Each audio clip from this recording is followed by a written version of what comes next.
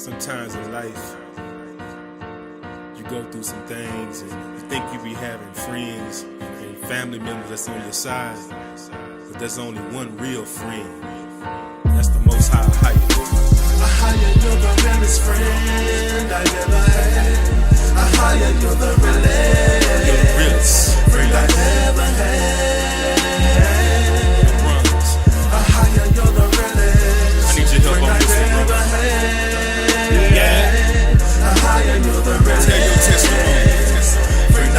How the Most High is real with you. I hear your realest friend. When I thought I was alone, you revealed to me your company. Wasn't living right, but you still decided to come for me. Didn't have to do it, could've gave up on me. Thankful for the grace and mercy you chose to bestow on me. Now I'm tranquilized, seeing earth through your eyes. You let me get a little glimpse, it was enough to change my whole life. What I look like, frontin' like that ain't nothing. Nah, I'ma do the right thing with it. Dodge the destruction, you got my best interests at heart.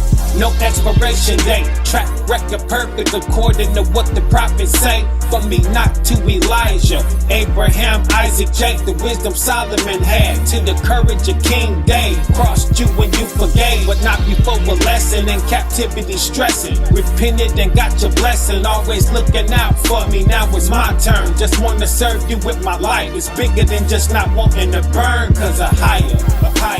Higher, you're the realest friend I ever had. Higher, you're the realest. You're the realest friend I ever had. And I ever had, yeah. Higher, you're the realest friend I ever had.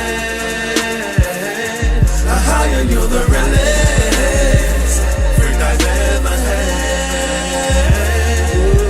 John 15-14, ye are my friends, if you do whatsoever I command you. Isaiah 45:2, I will go before thee and make the crooked places straight. I will break in pieces the gates of brass and cut in sunder the bars of iron. You deeper than the hand that feed me, more like the hand that made me. And the closer that I get to you, the more they think I'm crazy. They think that I'm desensitized, cause when I should be flipping out, I'm chilling, cause you all up in my mind. They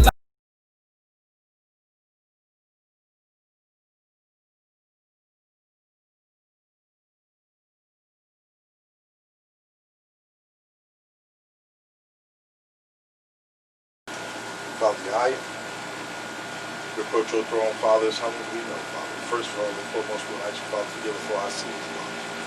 Forgive us for our trials and tribulations, Father, that we go through, Father, in our day-to-day lives, Father. We ask you, Father, to protect us and put a hedge around us, Father. For your word to go forth, Father, because the evil one would like to suppress it, Father. But we know that, Father, in your will, Father, nothing can void out your will, Father. Father, I want to thank you, Father, for Yeshaya HaMashiach, Father, for our Mother Rashaya, Father, the Holy Spirit, Father.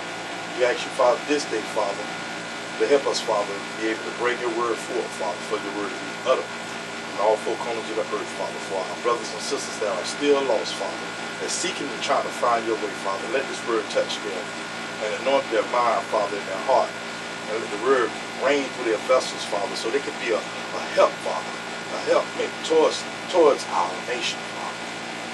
Our people are destroyed because of lack of knowledge, Father. And we want to let you know that. We want to let us know, Father, that you love us to the end, Father. You have a perpetual love for your family, Father. And I thank you, Father, for that, Father. And I ask you, Father, to let that word be pressed upon DOC to bring it forth, Father, for our family to be able to recognize who they are, that they have a perpetual inheritance in the kingdom. Only see fit, Father, they seek your word, Father. And I ask you to bestow that upon them, Father, so they can reach out and know that a higher shall higher in the name of Yeshua is the only one. In the name of Yeshua, so be it. Praise, all praise. All praise. Shalom, family. All praise to Yahweh. And all praise to Yeshaya, HaMashiach. In the name. Yes, it's in the name, family. As we say here in DOC all the time, welcome back to another Shabbat. I'll be glad to be here another day. First and foremost today, we want to say all praise to Yahweh again. Bless Yahweh, Yeshaya, and our mother, Rashaya. which we call the Ruach. First and foremost, we want to bring out our topic today. Today I cut back a little bit, but you know, I have so much on the table that we want to bring forth, but I don't want to squeeze a lot of hours in each and every time. Sometimes you just got to be able to look at this from a perspective of just what it is. We have a perpetual inheritance, and our oppressors know this. Our oppressors know that we are the chosen ones, as set forth from the beginning, before the foundations of the earth. Right. Father, how you love us that much. We need to recognize that He loves us that much, that we have a perpetual inheritance. Because since they know we have a perpetual inheritance, their only way out is to keep perpetually deceiving us, perpetually hatred towards us, perpetually putting us in enslavement with their doctrine. That persists right now to this day. So I want to bring out this truth today called the roaring truth. You understand? The roaring truth. See, truth is becoming a new hate speech.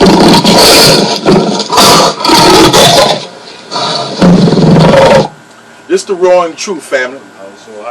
And we need to bring this out. Anytime the lion out in the wilderness is roaring, everybody need to listen. Because our people are really not listening and don't really know that we are the chosen seed. We are the people of the book. We are His chosen people that has a perpetual inheritance with Him and Him only. Understand? So I want us to open our books up to Jeremiah 11. Jeremiah 11. Jeremiah 11. And I'm going to give you brief hits on where we're going, so we're going to bring it all together so you can be able to understand from the beginning. But I'm going to go to Jeremiah, Prophet Jeremiah, so you can be able to get a good understanding. What they call the weeping prophet? Right. The weeping prophet. Just like that lion crying out, roaring out loud. Right. And he was the weeping prophet, calling out loud. The Father came to him and gave him our whole outlook on where we need to be at. As a nation, and all the trials and tribulations we were going to go through perpetually. And our Father brought us out of each and every one of them. Understand that, family. That's because our Father Abraham, Father Isaac, and Father Jacob, the promises and the covenant that He set forth for them is set in stone. No matter what other doctrine try to come in and say anything different, that is a lie. We're going to show that here today. So let's read Jeremiah 11. And this is telling you about our refusal to not adhere to our perpetual inheritance.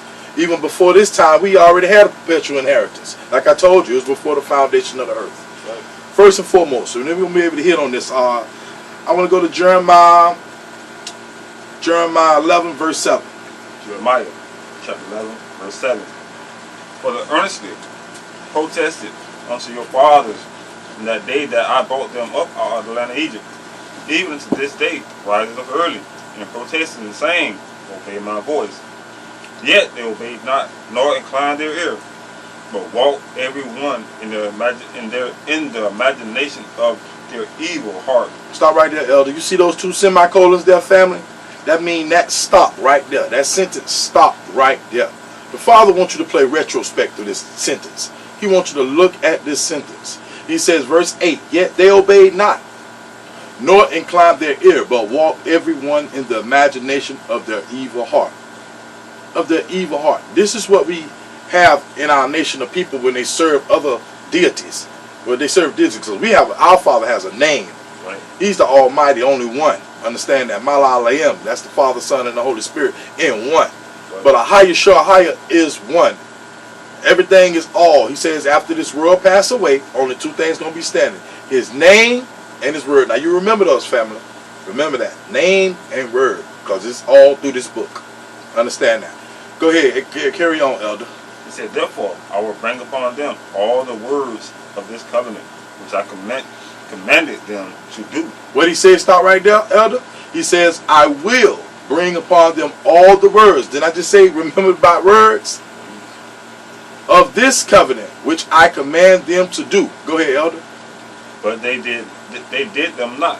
That's why our nation has a stubbornness about coming to truth and seeking the truth. But you say, seek ye the kingdom first and everything else will be added upon you. So you have to seek the kingdom first in order to be able to be gravitated towards this word. It's already said in you, but you still have to seek him. A lot of our people are destroyed because of lack of knowledge. They don't understand we have a perpetual inheritance. But how you going to know if you don't study to show thyself approved? How you going to know if you sit there and listen to a so-called bishop or a so-called pastor? And I say so-called because they're not in the truth. They're not speaking Yeshaya and a higher doctrine. Understand that. Okay, carry on, Elder. 9. And the highest said unto me, a conspiracy is found. A what? Conspiracy is found. A what? A conspiracy is found among the men of Yehuda and among the inhabitants of Jerusalem. They are turned back to the iniquities of their forefathers, which refused to hear my words. Oh, that go words the second time. My words. These words matter, family. Just like his names matter. His name matter. The 12 tribes of Israel matter. None of our people want to put that forth to say that. These churches and pastors don't teach about the 12 tribes of Israel. They don't talk about Revelation 21. Right. You understand? Them only going to be the gates in heaven. So they don't talk about that. It's a conspiracy against that in this nation. That's why I told you they have a perpetual deceit, a perpetual hatred for us, and a perpetual enslavement in doctrine. Carry on, Elder. It says, and they went after other gods. What? Other what? Gods. Gods? Breaking down, God means Gadriel. That's the devil. I don't care if it's and this has a lowercase g. And they put it in the uppercase G like it's a difference. Which means all gods. That's no matter which one you call them, that's God. Family, I'm going to be raising this book up every now and then, but I'm going to need to let you see this right now. Now, that's why I just said that about the lowercase g and the uppercase G. That's why you need to study the etymology behind these words so you can be able to understand and be able to read this book in spirit, because the spirit matters. And we're going to get that later. But understand this book. See what it say? My elder? Word hunt. That's what the book about. It's a word hunt. It is a word hunt and a word play. A word hunt and a word play that they use against us. But you need to understand that. Word hunt. You got to hunt these words out. You got to know the etymology behind these words. Because they got us in a puzzle. They puzzling. That's why you say, that's why you're lost in your imagination. Your imagination is consumed Lost the words. by that doctrine that they set forth to you, tell his name God, Lord, and Jesus. And that you're nobody. Like in Psalms 83 that they want to tell you that they made a tumult against us. About the hidden ones. About the confederacy. A confederacy is a certain people brought together in order to show hatred towards another person or situation. Understand this. Alright? Carry on, Elder. It says, they are turned back to the iniquities of their forefathers, which refused to hear my words. And they went after other gods and served them. The house of Israel and the house of Yehuda have broken my covenant, which I have made with their fathers. Therefore thus says Ahai, behold, I will bring evil upon them, which they shall not be able to escape. Start right there. We can't escape nothing, family. That's how come we know we are the people of the book. We are the people of the book. Understand this. We have to realize that we are the people of the book. Understand that, family. And our people need to realize that since we are the people of the book, you need to act accordingly and do thy commandments, laws, and statutes. That's what's put in the book for our Father that he set forth for us to do. And that's where we lose. Carry on, Elder. He said, and though they shall cry unto me, I will not hearken unto them. Then shall the cities of Yehuda and the inhabitants of Jerusalem go and cry unto the gods unto whom they offer incense. But they shall not save them. But they shall not what? They shall not save them. But they shall not what? They shall not save them Uh-huh. at all in the time of their trouble. Okay, stop right there, Elder. He says, then shall the cities of Yehuda and the inhabitants of Jerusalem go and cry unto the gods unto whom they offer incense, but they shall not yasha them at all in the time of their trouble. You ain't yasha, it means save. Right. Understand that. His Right. name is important. I told you, name and word. Right. Remember that. So you can Right. be able to go to your strong concordance and be able to understand. Save means yasha. So he came to yasha us. He came to save us because that's our big brother. Carry on, Elder. 13. And according to the number of the cities of the gods, O Yehuda, and according to the number of streets, Jerusalem, have ye set up altars to them, that shameful thing, even altars to burn incense to Baal, which is God. Which is God. Baal is God. You can look in the Zondervan dictionary and know the difference who Baal is. And they'll try to lose you with Baal Peor, which Peor means a mountain. Understand? So it's about that word hunt. It's about the word hunt. It's about the word hunt. We're roaring light. We're trying to scream out to our family. We're yelling out to our family to be able to understand the truths and the lies and be able to put them in perspective. Okay? Okay, Elder. Keep going, Elder. 14. Therefore pray not thou for this people, neither lift up and cry or prayer for them. For I will not hear them in the time of their cry unto me for their trouble. Start right there. And in 13, family, I want to put this out there. All these different denominations, these churches, and so-called, all these images of a so-called white Jesus, and so-called God touching the finger, because you see that in a lot of churches, touching man's finger. All that stuff is what the Father is talking about when he says, for according to the number of cities were thy gods of Yehuda, and according to the number of streets of Jerusalem, have you set up altars to that shameful thing.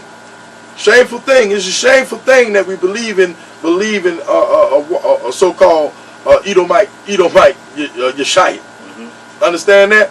He never existed. No, none of that. No, Jesus never existed. Yeshaya only existed. Right. Understand that? And that's what he talked about, putting it up there to that shameful thing. He says, even altars to burn incense unto Baal. God. And the Father tell you in 14, therefore pray not thou for this people. You're like, man, don't pray for these people that's out here in these churches and this and that and the third. You have to be reawakened up, family. Right. You need to know about the roaring truth. Understand that, because nobody is roaring the truth out in our nation. And they're not going to roar out the truth inside these churches or these camps. Understand that. Carry on, Elder. 15. What hath my beloved to do in my house, seeing she hath wrought lewdness with many, and the holy flesh is passed from thee. When thou do this evil, then thou rejoicest. So y'all do all that there, and think y'all really rejoicing in a higher. Y'all love it. Y'all love it, and he call it lewdness. You lewding with many. With many. That's the many denominations. And the holy flesh. That's right. All these different names, Yahweh, Yahushua, and all these different names. He said, and Jehovah. He says, and go ahead to 16, Elder. Higher called thy name. What he say? Higher called thy name. He called us by name. Go ahead, Elder. A green olive tree, fair and of goodly fruit. It's all right there. You change your name, but you leave a higher name the same. Right. If he say, I say, a higher called thy name. Thy name. Understand that, family. A green olive tree, fair and goodly fruit. Carry on, El. He said, with the noise of a great tumult. There go that tumult again. Psalms 83. Okay, carry, Elder. He had kindled a fire upon it, and the branches of it are broken. Family, we are broken in pieces because we said he ain't got befooled with the Pilgrim doctrine, bringing that old how to make a Negro a Christian doctrine. How grandmama and them taught us that they wasn't woke all the way. You understand? They weren't woke at all, knowing the true stuff, because they was restrained, held down in religion. That's what religion means. Held and restrained. Right. That they couldn't be able to read this book. Understand this, the Yaira. They was not able to read this to be able to interpret this back in their times. In 1920 something, it was against the law for a slave to read. Right. So you couldn't read. Only some got away and was able to read undercover. And if they did got caught and found out, they was beaten down. Right. Because your oppressors knew you had a perpetual inheritance. They gave you Lord God Jesus. That's right. In our book. They altered everything. That's right. You hear my elder? You heard that? They gave you this book and put everything in it, God, Lord, and Jesus. And you believe it. Family, you got to know the reasons why they hate us. You got to know the reasons why. and quit fooling yourself, your family, and going to that synagogue of Satan and getting lied to. You've been in that church or so forth, and your pastor haven't even told you you're an Israelite. All that time, grandma generation, granddaddy generation, your mother generation, your father generation, in that same church, ain't nobody told you that you're a Hebrew Israelite. Nobody examined Deuteronomy 28. Well, that's done away with. Yeah, that's what they taught. They teach lewdness, which is lawlessness. You forsaken the Father will. Understand that. Carry on, Elder, all the way to 19. 17. For a higher host that planted thee have pronounced evil against thee, for the evil of the house of Yasharallah, and of the house of Yehudah, which they have done against themselves to provoke me to anger, and offering incense to God. And that's right. Incense is say Baal, but it's God. And then on the excerpt of that, it say doom. Doom, family. You offer incense to something that can't help you, a dead man. Wow. That's right. It says, go ahead, Elder, 18. And a higher had given me knowledge of it. Wow. He has given his certain prophets knowledge of all the discrepancies that they set forth in this book for us. He gave us eyes to see this. He says, though, in 2 Corinthians 5, verse 7, though we walk by faith and not by sight. So what you see and think you know, you got to go to this. To the word hunt. Right. To the word hunt, family. You got to go to the word hunt. Don't let the lying bishop, don't let the lying pastor tell you it's about that word hunt. They know it. That's why they make these puzzles. It's a puzzle you got to put together, family. Understand that. All right, go on 19, Elder. Said, but I was like a lamb or an ox that is brought to the slaughter. And they knew not that they had this devices against me, saying, let us destroy the tree with the fruit thereof, and let us cut him off from the land of the living. That his name... What? That his name... Didn't I tell you that name is going to be always resounded? You got to know the word hunt. His name ain't God. His name ain't Jesus. His name ain't Lord. It's about that word play. Carry on, Elder. That the name may be no more remembered. That the name may be no more remembered. Now this precept of that is Psalms 83. Understand that, family. You can precept that to Psalms 83. Matter of fact, let's go to Psalms 83 to precept that, Elder. I want to be clear to this, because you have to use Psalm 83 in everything when you read anything that has to do with our Father's business. Understand? This is a family affair. And we got to know that this is a family affair. This is a family affair. In Jeremiah 11, verse 19, I'm going to start at, let us destroy the tree with the fruit thereof. Let us cut him off from the land of the living, that his name may be no more remembered. All right, but let's read. Who are they trying to cut off? He already told you. He called us my people, my children, my kings, my priests. We holy and set apart. Carry on, Elder. Psalm 83, verse 4. They said, come, and let us cut off them from being a nation. Wow. That the name of Yasharallah may be no more in remembrance. Man, know who you are. Know who you are. That is why Yeshua came back to bring the other 10 tribes back to the fold. Back as heirs to the kingdom. Understand that, family. Understand that. So let's carry on. Let's go back, Elder. Let's go to Jeremiah 12. Right after that. Jeremiah 12. Jeremiah 12. 12 and 1. I'm going to read this, Elder, because I got quite a bit to read here, and I know you want to get in on some of this, Elder. Understand this, family. The topic today is called Perpetual Inheritance. Now, I read Jeremiah 11 to let you know all the messed up things about us. What Jeremiah tried to do to tell you, and then y'all even deceived our brother Jeremiah when he tried to tell you the truth. Y'all didn't believe him. Y'all was ready to pounce on him. Understand this. Jeremiah 12 verse 1. It says, righteous art thou, O Yahweh, when I plead with thee, yet let me talk with thee of thy judgments, wherefore doeth the way of the wicked prosper? Do the way of the wicked prosper, family? Okay, he says, thou hast planted them, and ye they have taken root. They grow, they bring forth fruit. Thou art near in their mouth, and far from their reins. But thou, O Yahweh, knowest me.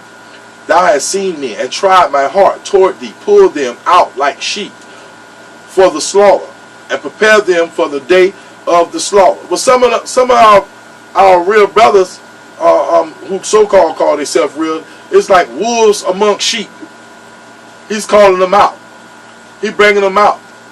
He says, but 3, Jeremiah 12, verse 3, but thou, O Yahweh, knowest me. Thou hast seen me, and tried my heart toward thee.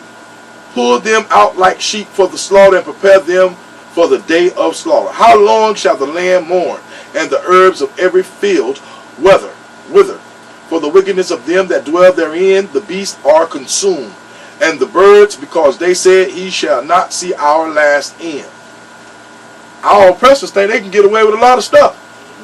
But Ahia loved us that much, he gave us that perpetual inheritance, that he made a promise, a covenant to Abraham, Isaac, and Jacob. Right. So that ain't going to never stop. But I'm reading you this so you can be able to get the whole validity of this. It says, verse 5, if thou hast run with footmen, and they have wearied thee, then how canst thou contend with horses? And if the land of peace wherein thou trustedest, they wearied thee, then how wilt thou do in the swellings of Jordan? For even thy brethren and the house of thy father, they have dealt treacherously with thee. Ye, they have called a multitude after thee. Believe them not, though they speak fair words unto thee. I have forsaken my house. I have left my heritage. And I told you, this book, the Yaira, it's our heritage. This is what we need to be doing and turning back to. And they notice, that's why they give you KJV version. That's why they give you ESV book. That's why they give you that Gideon Bible. They give you all those other Bibles when you go to these hotels and stuff in order to deter you to go to another way. Not for you to be knowing the real truth in the 1611 KJV. Understand? One thing I know, Yasharala, Adam want you to think that they wrote this book. That's right. They want you to be deceived in that manner. Ooh, that's a killer. But do not be deceived, because this is not their book. That's right. Even though they rewrote certain things in here and used it to keep us held back in the strain, still, they didn't write anything. That's right. They tried to deceive us with a higher words. Well, that's coming out. So what I'm trying to say is that, Praise. y'all ignorant brothers and sisters, Oof, yes. keep talking about white man wrote, white man wrote, white man. You don't believe? Again, what's that judgment day he gonna read from? This book. That's right. So in this same book that the Edomite tried to deceive us, we still gonna get judged according to his words, like General was teaching y'all today in this class. His words still in here. That's right. His name might not be in here, The word hunt. but his words are in here. The word hunt. So you're gonna receive again. This right here is the garden. Why we keep getting these scriptures that he said in the garden, in the tree? That's right. Garden, the tree, the That's first right. fruits and all that. Because we were planted That's right. in this Yara. That's right. So the devil words in here. All the lies in here is the devil's word. That's right. So you got to know which one is a lie and what is truth, family. That's right. All we're trying to do is reveal this truth to you according to these LOL, legacy of lies. That's right. That's right. All praise to Yahweh. Awesome, awesome, elder. All praise to Yahweh. Bless Yahweh. Bless Yeshua. That's right. Verse 6, family. It says, let me go to verse 5 again. It says, if thou hast run with the footmen, and they have wearied thee, then how canst thou contend with horses? And if in the land of peace wherein thou trustedest, they wearied thee, then how wilt thou do in the swelling of Jordan? For even thy brethren and the house of thy father, even they have dealt treacherously with thee. Ye have called a multitude after thee. Believe them not. He tell you to believe them not. Don't believe none of that stuff they put before you. Understand that, family. Because we are a set apart nation. He says, believe them not. Though they speak fair words, they sound good. They look good. And look good. That's why I told you, 2 Corinthians 5 and 7, though we walk by faith and not by sight. He says, they speak fair words unto thee. I have forsaken my house. I have left my heritage. I have given the dearly beloved of my soul into the hand of her enemies. My heritage is unto me as a lion in the forest. It cried out against me, therefore have I hated it. My heritage is unto me as a speckled bird. The birds round about are against her. Come ye, assemble all the beasts of the field, come to devour. They come to devour anything of Israel, like Psalm 83 read. They want to destroy the hidden ones because they know we have a perpetual inheritance. It says 10, many pastors have destroyed my vineyard. He said, many pastors have destroyed my vineyard. I told you we like a choice vine. You're going to see that coming up in the coming verses. We are like a choice vine. He says, many pastors have destroyed my vineyard. They have trodden my portion underfoot. They have made my pleasant portion a desolate wilderness. I mean, no, when we say desolate wilderness, he's talking about this truth that we knew in times past, that we turned our back on him and went and served other gods, like we read in Jeremiah 11. For God, period. That's right. When the Bible says God, it's talking about God, period, family. That's why there's an S behind it. That's right. So he's talking to about God, period, no matter what. If you're serving a God, you're serving a DLT. That's right. The devil with the B-A-A-L, Baal. That's right. All praise. Verse 11. He says, they have made it desolate, and being desolate it mourneth unto me. The whole land is made desolate, because no man laid the heart. Nobody want to put the heart of truth. Nobody don't want to go behind these words when we tell you I am that I am is his name. Ahaya Shahaya. You don't never hear nobody contesting that. Right. It's only very few. That's why he says my elect, my devout ones will get his name right. That's why 1/3 gonna make it in the kingdom, 2/3 gonna perish because of lack of knowledge. That's right. He says, the spoilers are come upon all high places through the wilderness. Who the spoilers? Our oppressors. Y'all want to be like them, rich, this, that, and the third, set forth. Y'all want to act like diamonds, gold, and jewelry is the way. No, this word is the true way. The word is the way. The word hunt is the way. Understand? This is more riches and glory than you'll ever have. Right. He says, for the sword of Yahweh shall devour from the one end of the land even to the other end of the land. No flesh shall have peace. He says, they have sown wheat, but shall reap thorns. They have put themselves to pain, but shall not profit. And they shall be ashamed of your revenues because of the fierce anger of Yahweh. Thus saith Yahweh, against all my evil neighbors that touch the inheritance. Then I tell you today's topic is called the perpetual inheritance. What inheritance is? Let's break this down right quick. Right. If I had wrote a letter, and so I'm going to write a letter. I'm going to write a letter to my son, Yabo, my elder Boaz. I'm writing the letter. And I'm going to leave him $500. My last will and testament. I'm writing. Wrote everything, sealed it, got the $500 there. After I pass, after I go on to heaven, and say, okay, I left this letter, my last will and testament. I left this letter for my elder Boaz to Yabo. Understand? I say, okay, what should happen then? The lawyer, whoever handled your case in this world or whatever, when they read that there, they automatically know. Inheritance, inherit mean you giving this down. Right.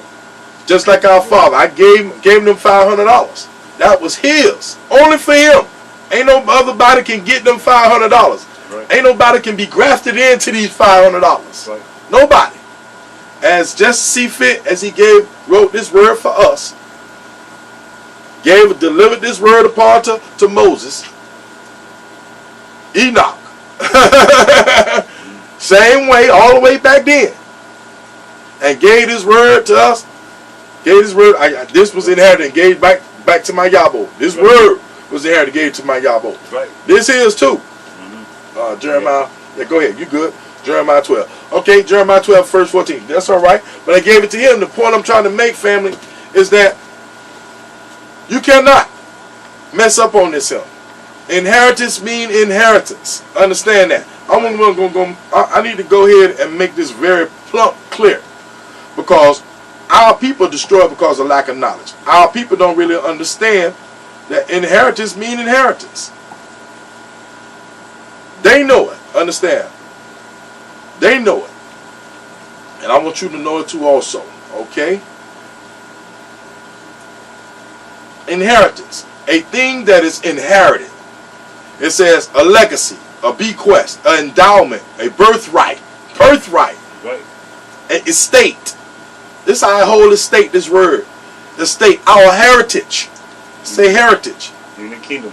Benefaction, provision, patrimony, device, the action of inheriting. Understand that? Inheritment. That means all given for us. You can't change that. Birthright. That means before the foundations of the earth. Because who Yeshua picked to come down here to save? Right. Only the house of Israel. Right. Only. So I don't know why we can't get that in perspective, family. I really wish we'd be able to look at the whole picture before somebody tell you his name is Ahaya Ahaya. Because I told you about that name and that word and the inheritance. That is why we speak the way we speak.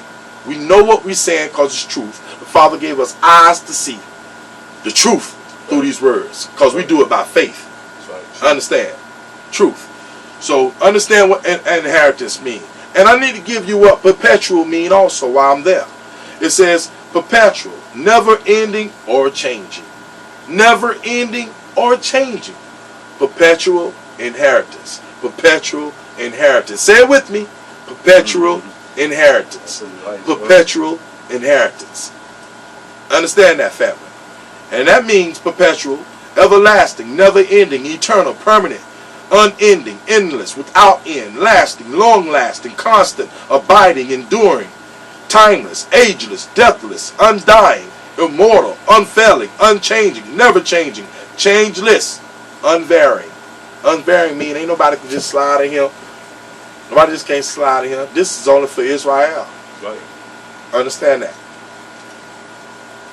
Okay, family. I want you to be able to swallow that. All praise to the Ahaya. So how you? All right, back to verse 14. Thus says Yahweh, Jeremiah 12, verse 14. Thus says Yahweh, against all my evil neighbors that touch the inheritance, which I have caused my people. It say my people. It don't say everybody. It don't say strangers. It say my people Israel to inherit. Understand that. We bringing that out. We roaring like a lion on this hill. Understand this, family. You cannot sit here and tell me anything different. You have to understand the whole truth, family. It says, I will pluck them out of their land and pluck out the house of Yehudah from among them. Fathers, that's that perpetual inheritance that he loved. He says, and it shall come to pass, after that I have plucked them out, I will return and have compassion on them, and will bring them again, every man to his heritage, and every man to his land. Now, he's trying to bring us back to this book so we can get back home to our land. Do you understand that, family? Right. And it shall come to pass, if they will diligently learn the ways of my people, to swear by my, what? My name. By my name. That is how important I keep saying to you, the name. What does name mean? Do name mean two? Name mean one. Do it mean three? One. How you say my name? Swear By my name. Name mean one, family. And who can swear by his name? Who can swear by their name? Only Yahweh can. Only Yahweh can.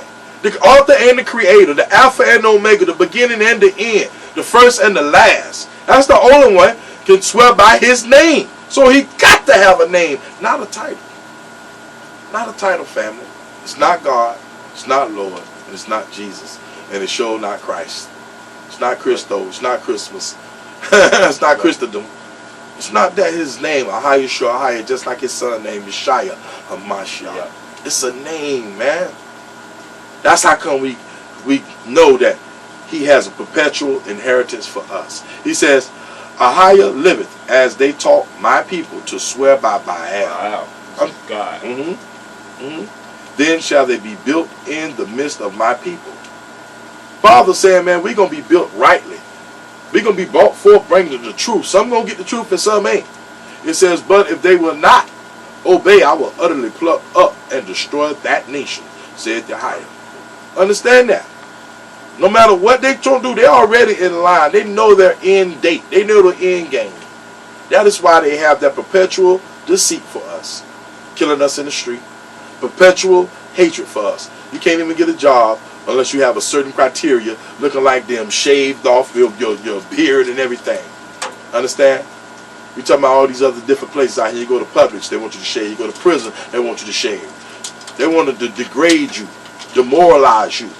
That's the same way as in these movies. What they do, put all the brothers in dresses. Understand? So make you put your pants down half off your butt. That's right. So you want to get inducted as being accepted, like you somebody. No, the Father gonna tell you today that ain't popping. All right, let's go to Genesis 15. I want to give you that brief tutorial, let you be able to understand how the Father feels for us. And he still told us right here in verse 14, Jeremiah 12, verse 14. He says, "Thus saith Yahweh against all my evil neighbors that touch the inheritance which I have caused my people Israel to inherit." Understand that? We the only ones that gonna inherit everything, and that was decided before the foundation of the earth. All right, let's go to Genesis 15. Genesis 15. Today's topic is called Perpetual Inheritance. Genesis 15, Elder. Let's go to verse 3. Verse 3 to 6, Elder. And Abraham said unto me, Thou hast given no seed, and lo, one born in my house is mine hire. Heir. Hire. Go ahead. And behold, the word of Ahijah came to him, saying, There shall not be thine hire. He that shall come forth out of thy own bowels shall be thy hire. Stop right there. Now, you know, Abraham was already getting old. He was like 90 years old. Him and Sarah was old. So, Father told him, he already had Ishmael. So he told him, says, and Abraham said, Behold, to me, thou hast given me no seed. And lo, one born in my house is mine. And that was the son of the house male servant. It's the Hagar. Right. That's who that was. So Ishmael was born first. But that's why the trickery that Adam was born, Adam was created first. He had to come back. It's always that second one. Right. It's always that second one. Understand? Carry on, L. 5. 4. Let's read 4 again. 4 again. And behold, the word of Ahijah came unto him, saying, Thou shalt not be thy hire, but he that shall come forth out of thy own bowels shall be thy hire. Right, start right there. That cat says, come from my own bowels. That means out of your own loins. You get what I'm saying? Like your own loins. That's just the same way as the Father saying right here in Genesis 15. Genesis 15 verse 4. He says, out of thy own bowels shall thy be an heir. I just want to add this to this. As well as women, who they come from? Our rib. Right. And when they say everything comes from a woman, man first. Right. Man was first. Now carry on, L. 5. And he brought him forth abroad, and said, Look now towards heaven, and tell the stars, that thou be able to number them. And he said unto him, So shall thy seed be. Stop right there. I say that first for the modern Egyptian believers. They be talking about the woman. Man, they got it wrong. So don't believe that doctrine. He says, verse 6, say, and he believed in Yahweh, and he counted it to him for righteousness. Righteousness.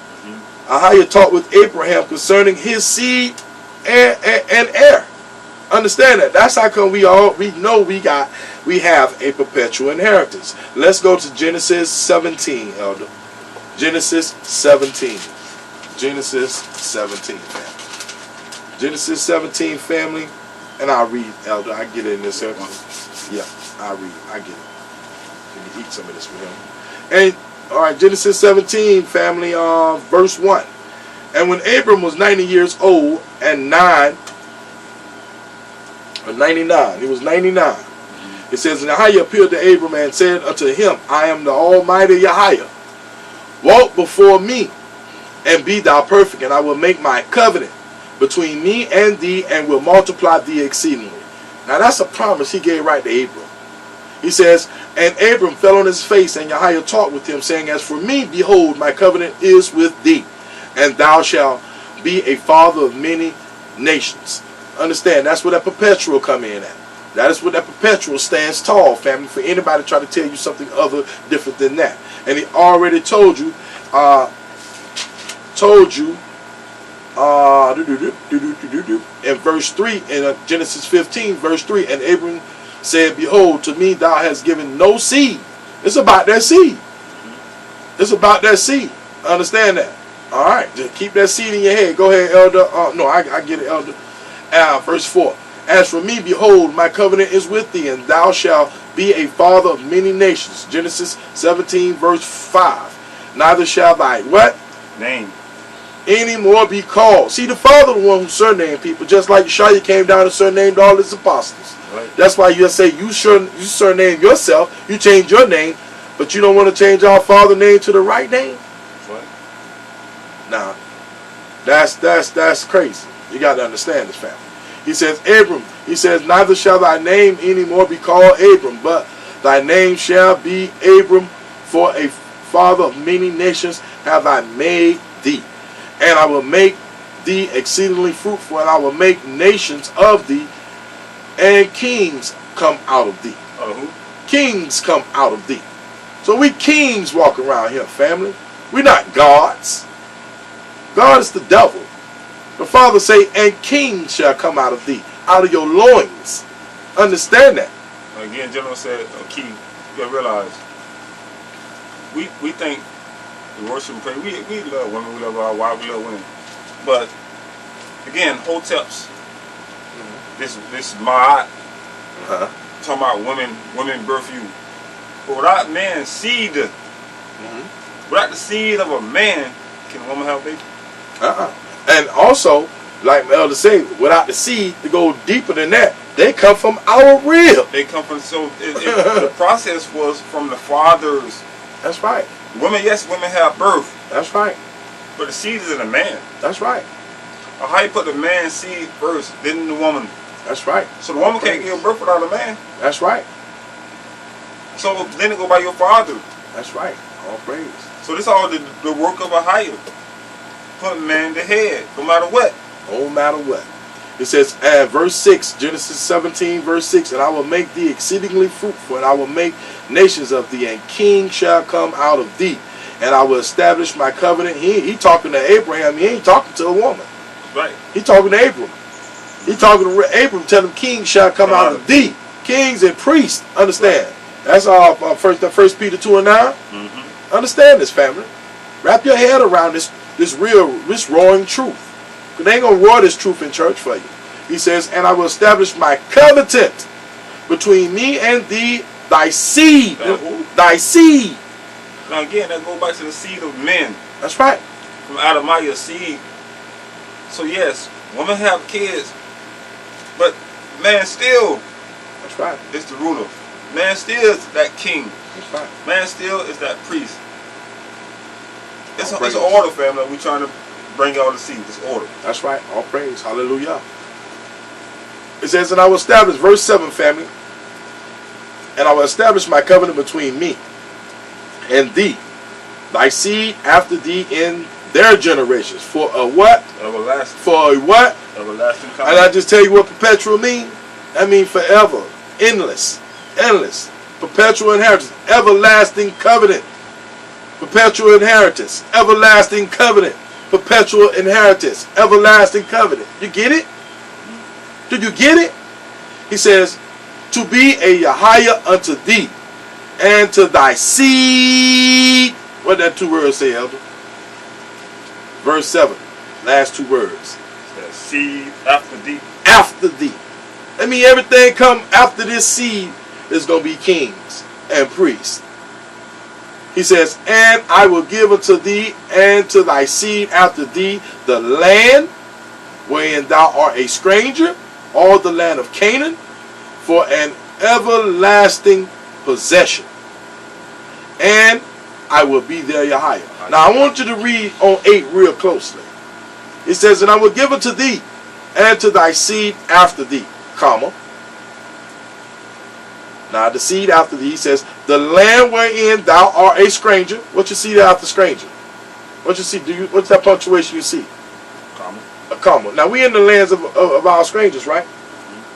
This is supposed to be our land. We supposed to be rulership here. We supposed to be rulership. Understand that. But he says, all the land of Canaan. Now that's three different things, ain't it, Elder? I'm correct.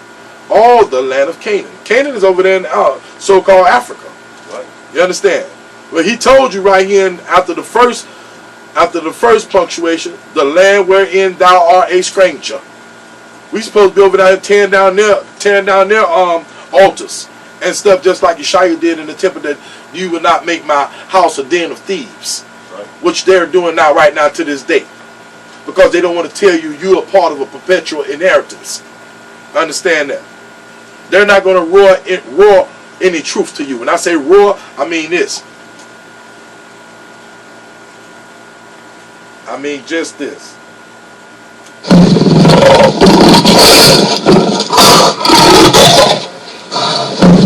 You ain't gonna have no truth roared to you about this word, family. They're not roaring nothing but lies. They ain't even roaring. They whispering lies. Continue telling you lies of who you not and who you not are. Understand this here, what me and my elder trying to bring to you. It says, and the land of Canaan for an everlasting what? And go to everlasting again, everlasting possession. Now that's in Genesis 17, verse 8. For an everlasting possession. That's endless, family. How can you not attain to want to know who you are, your heritage? And I just read that to you in our scriptures before, in Genesis 15. Well, let's go back to Genesis creation. Mm-hmm. Just say, for example, you had a garden, right? Mm-hmm. You had an apple tree. You had an orange tree. Mm-hmm. You had an olive tree. Mm-hmm. You had a banana tree, right? Now, when did the names of those trees change? Never. Never. Say it again. Never. When did the names of those fruit change? Never. Now we be planted in the garden with an olive tree, which means wholly set apart. That's right. The seed from Adamiah to Abraham, all of the Yasharala. That's right. Names won't change, family. That's right. Name ain't gonna change, family. The name won't change from the garden. When in the world, y'all tell me, when in the world did the apple tree change its name? Or orange tree? It ain't gonna change. A fig tree? That's right. Changeless. Family, get this in your head. That's right. That's why me and Jordan take you back to the garden all the time. All praise. Garden is like a key access. That's the key to prosperity. The golden key to prosperity. Key to know the truth. To know the truth. That's why he always speak about the ancient of days, planet, or tree, the old, garden, the ways of old. Fruit, that's right. All that. He always the ways go back of to old. the first fruit. That's That's why right. he call us the first fruits. That's right. Because we the first fruits mean we the first fruits. That's the right. First fruit, the name of the trees and the fruits in the garden never change. That's right. All praise. Verse 9. Awesome job, brother. Genesis 17, verse 9. And Yahweh said unto Abram, thou shalt keep my covenant, therefore thou and thy seed after thee in their what? Generations.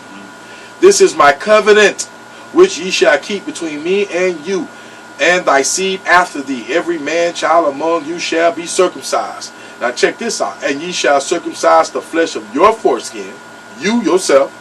It says, and it shall be a token of the covenant betwixt me and you. And he that is 8 days old shall be circumcised. That's at the age you need to be born to be circumcised. He says, among you every man child in your generation. And he that is born in the house or bought with money. Wait a minute. That means we had some slaves, though. We had slaves in that time, family. But we didn't treat them according to what Adam did us. That's right. That's right. He says, brought with money of any stranger, which is not of thy seed. They had to be circumcised too. So, family, what I'm saying to this scripture is that we ought to be teaching them, everybody out here, this truth. Well, that's what Yashua is for. Y'all That's realize right. again, you see how you're only dealing with the men. Give me one scripture in this Yara where he actually dealt with a woman according to laws. That's right. None. We got to teach this, family. We the head no matter what nobody say. Hotel, right. motel, cotel, whatever. We the head, we the men. Yashua. Man gotta come back to these laws and always be the head no matter what. That's right. And he said hotep and all, I have to throw in Moors and all that kind of crazy. The Moors, that's Arabs, and which mixed in and breeded in, and they try to come. No. Don't listen to that doctrine. Don't listen to them people out there saying all that mischief.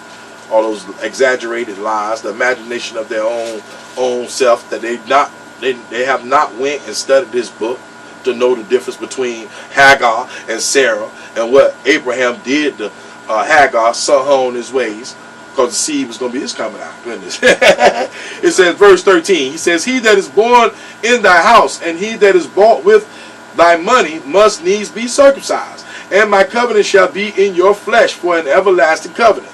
And the uncircumcised man child whose flesh of his foreskin is not circumcised, that soul shall be cut off from his people. He has broken my covenant. And Yahweh said unto Abraham, as for Sarah, thy wife, and thou shalt call her name. What he doing? Surname. Sariah. But Sarai shall her name be. He the ones that surname our people, just like he named Yehuda. Understand that? He says, and I will bless her and give thee a son also of her. I will bless her, and she shall be a mother of what? Nations. Right. Of nations. Kings of people shall be of her. Isaac did that all. When Sarah had Isaac, that's when it all came on, because the seed was there. Then Abram fell upon his face and laughed, and said in his heart, shall a child be born unto him that is 100 years old, and shall Sarah that is 90 years old bear? Just like my elder said, y'all sit around here and joke about this word. You joking about this word. We tell you the truth, we think it's a game. Even when Abraham said this, hey, Father can do many things. He can't fail. He can't fail, family. So he said in verse 18, and Abraham said unto Yahweh, oh, that Ishmael might live before thee. And Yahweh said, Sarah thy wife shall bear thee a son indeed. And thou shalt call his name Isaac. And I will establish my covenant with him for everlasting covenant. That go to that perpetual again. Everlasting is perpetual. Everlasting covenant. And with his seed. Oh, there go that seed after him. And as for Ishmael, I have heard thee. Behold, I have blessed him, and will make him fruitful, and will multiply him exceedingly. 12 princesses shall he beget. And I will make him a great nation. But, that's the key word right there. But, my covenant will I establish with Isaac, which Sarah shall bear unto thee at this set time in the next year. And he left off talking with him, and Yahweh went up from Abram. How you came down to deliver that message, family, about his perpetual inheritance. And it's according to the seed. It's according to the covenant that he made with Abraham, Isaac, and Jacob. But we're going to carry on. See, we roaring truth out here, family. We roaring truth. We roaring truth to you. Nobody else ain't roaring this truth to you like DOC is roaring this truth to you. Understand this here. So forth is that Ishmael, that Moors taught, that 5%er taught, that Christ taught. It's about the seed, bro. If you ain't in that seed, you're not in the family. That's right. Understand that. Period, point blank. And the Father told you right here, and he says, which is not of thy seed. Ain't no grafted in. Ain't no grafted in. Understand this, family. All right, let's carry on. Let's go. I'm going to finish on. Where I want to go to on that. Okay. Let's leave that there. I'm going to go ahead. Let's go to Genesis 25. Let's go to Genesis 25. Genesis 25, family. See, a lot of people sit out here and want to save their oppressors too. And we ain't having that. We're going to roar out the truth, man.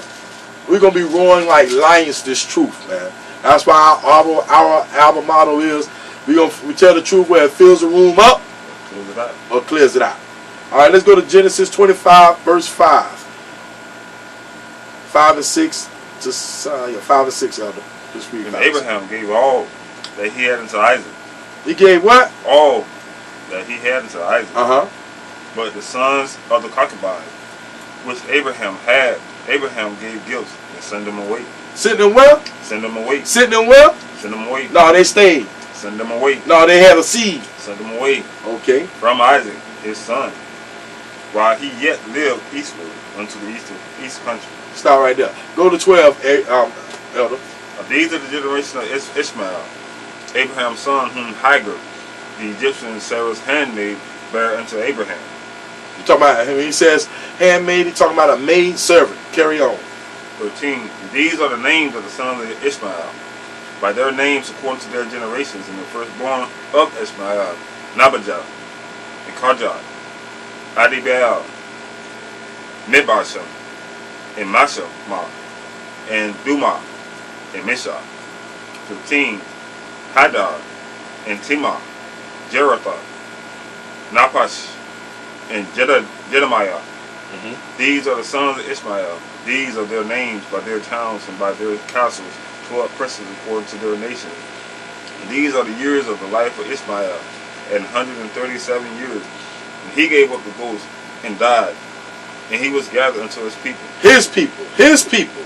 All right, carry on, And Elder. they dwelt in Haviah, and Sherah is before Egypt, as that goes towards Assyria. And he died in the presence of all his brethren. And these are the generations of Isaac. Stop right there, Elder. And these are the generations of Isaac. Carry on, Elder. Abraham's son. Abraham begot Isaac. Isaac was 40 years when he took Rebekah to wife, daughter of Bethuel, the Syrian, and Padijah, the sister of Laban, the Syrian.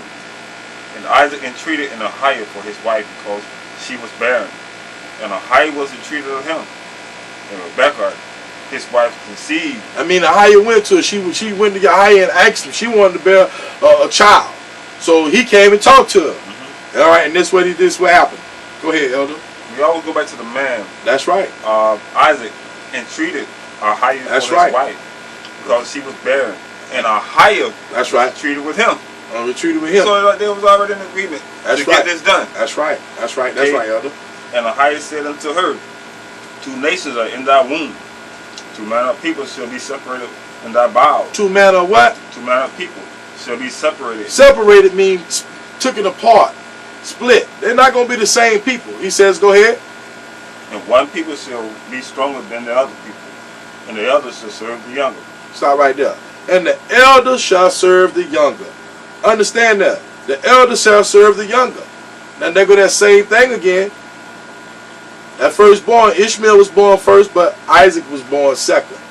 The seed was through Isaac. Understand that. Just the same way here. Look it up. Esau was born, but Yaakov was the seed, was going to be chosen. All right? All praise, all praise, all praise. Let's go to 24. And when her days to be delivered were fulfilled, behold, there were twins in her womb. Twins. And the first came out red with blood Red. all over, like a hairy garment, meaning beast. Hairy is beast, family. Beastie. Image of the beast in Revelation 13. Hairy means beast. That's right. Okay. He said hairy in his garment, and they call his name Esau. Esau. That's the Edomite, which is Idumea, which is the one over there in our land right now, which is the synagogue of Satan. They're sitting right here, and those the same ones that give you this institutionalized so-called gospel, that this indoctrinated gospel that they serve everybody in America.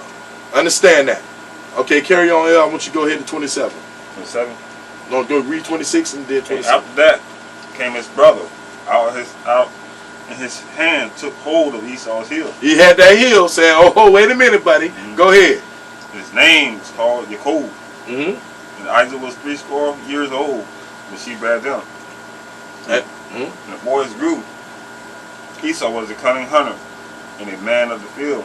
And Jacob was a plain man dwelling in tents. Dwelling in tents. Now, we already know who like to go out here and hunt. I use this for you can be able to understand. You know what Yaakov like to hear? What we like to do, sit back and chill. Understand that. And cook something. So this is right here in this plain view for your family where you can understand. This is what I want you to be able to wrap around your whole mind. Let's go to Genesis 27. Genesis 27. And the boys grew, and Esau was a cunning hunter, a man of the field. Jacob was a plain man dwelling in tents. Understand that. Let's go ahead to Genesis 27. Genesis 27. I'm going to read this, Elder. Genesis 27. Now, this is going to give you a whole big picture about the blessings of Isaac to the boys. And that's why I say this seed, this was a perpetual inheritance that's set forth for us way back then that Father Ahia already set for us to have. Right. It says, and it came to pass that when Isaac was old and his eyes were dim, so that he could not see, he called Esau his eldest son and said unto him, my son, he said unto him, behold, here am I. And he said, behold, now I am old. I know not the day of my death. Now therefore take, I pray thee, the weapons, thy quiver and thy bow, and go out to the field, and take me some venison, and make me savory meat, such as I love, and bring it to me, that I may eat, that my soul may bless thee before I die. And Rebekah heard when Isaac spake to Esau his son, and Esau went to the field to hunt for venison, and to bring it. And Rebekah spake unto Yaakov her son, saying, behold, I heard thy father speaking to Esau thy brother, saying, bring me venison, and make me savory meat, that I may eat, and bless thee before my death. Now therefore, my son, obey my voice, according to that which I command thee. Go now to the flock, and fetch me from thence 2 good kids of the goats, and I will make them savory meat for thy father, such as he loveth. And thou shalt bring it to thy father, that he may eat, and that he may bless thee before his death. And Yaakov said to Rebekah his mother, behold, Esau's my brother is a hairy man, and I am a smooth man. That's how you can tell the difference right there between us. When we were separated from our mother's womb, he says we're separated into 2 nations. 2 nations are in her womb. That means we separated. That's why I tell you, family, there's always going to be a perpetual deceit for us, a perpetual hatred, a perpetual enslavement in doctrine. They want to lose our Hebrew nation. That's Psalms 83. They want to hide the hidden ones. They want to make atonement. That's why they got a confederacy against us as of this day. It says, verse 8, it says, now therefore, my son, obey my voice according to that which I command thee. Go now to the flock, and fetch me from thence 2 good kids of the goats, and I will make them savory meat for thy father, such as he loveth. 10, and thou shalt bring it to thy father, that he may eat, that he may bless thee before his death. And Yaakov said to Rebekah his mother, behold, Esau is my brother, is a hairy man, and I am a smooth man. My father peradventure will feel me, and I shall seem to him as a deceiver. And I shall bring a curse upon me, and not a blessing. And his mother said unto him, upon me be thy curse. Wow. Understand that? You heard what Rebekah said? And his mother said unto him, upon me be thy curse, my son. Now, to this point right here, it's the same thing as in Adam and Eve in the garden. When Eve messed up and she didn't stand in the water that long. Understand? She supposed to stay in the water, what, 39 days, 37 days? Because when God deceived her in the garden, which is the devil, Godriel, and they had to make an atonement for that. That was like the first baptism. Understand that? And you can read that more in the Sukapitafa. You get both of the books of the Sukapitafa there to tell you that story. And she had bit so-called bit the apple, and did that, and she knew that Adamaya didn't have nothing to do with it. She the one that transgressed in the garden. Right. So now listen to our sister Rebekah, what she say. And his mother said unto him, upon me be thy curse. Well, this thing seemed like a reflection, like it keeps going in a circle, don't it? Father keeps showing you this over. That he do repetitiveness too. Right. He do repetitiveness in these scriptures, family. But you got to search out the word. You got to know the word, huh? You got to search out these scriptures. Understand that? Okay, and he went and fetched and brought them to his mother, and his mother made savory meat, such as his father loved. And Rebekah took goodly raiment of her eldest son Esau, which were with her in the house, and put them upon Yaakov, her younger son. And she put the skins of the kids of the goats upon his hands, and upon the smooth of his neck. And she gave the savory meat and the bread which she had prepared into the hand of her son Yaakov. And he came unto his father and said, my father. And he said, here am I. Who art thou, my son? And Yaakov said unto his father, I am Esau, thy firstborn. I have done according to baddest meat. Arise, I pray thee, sit and eat of my venison, that thy soul may bless me. And Isaac said unto his son, how is it that thou hast found it so quickly, my son? And he said, because Ahiah brought it to me. And Isaac said unto Yaakov, come near, I pray thee, that I may fear thee, my son, whether thou be my very son Esau or not. Now some people try to say it was a sham. You know that, right?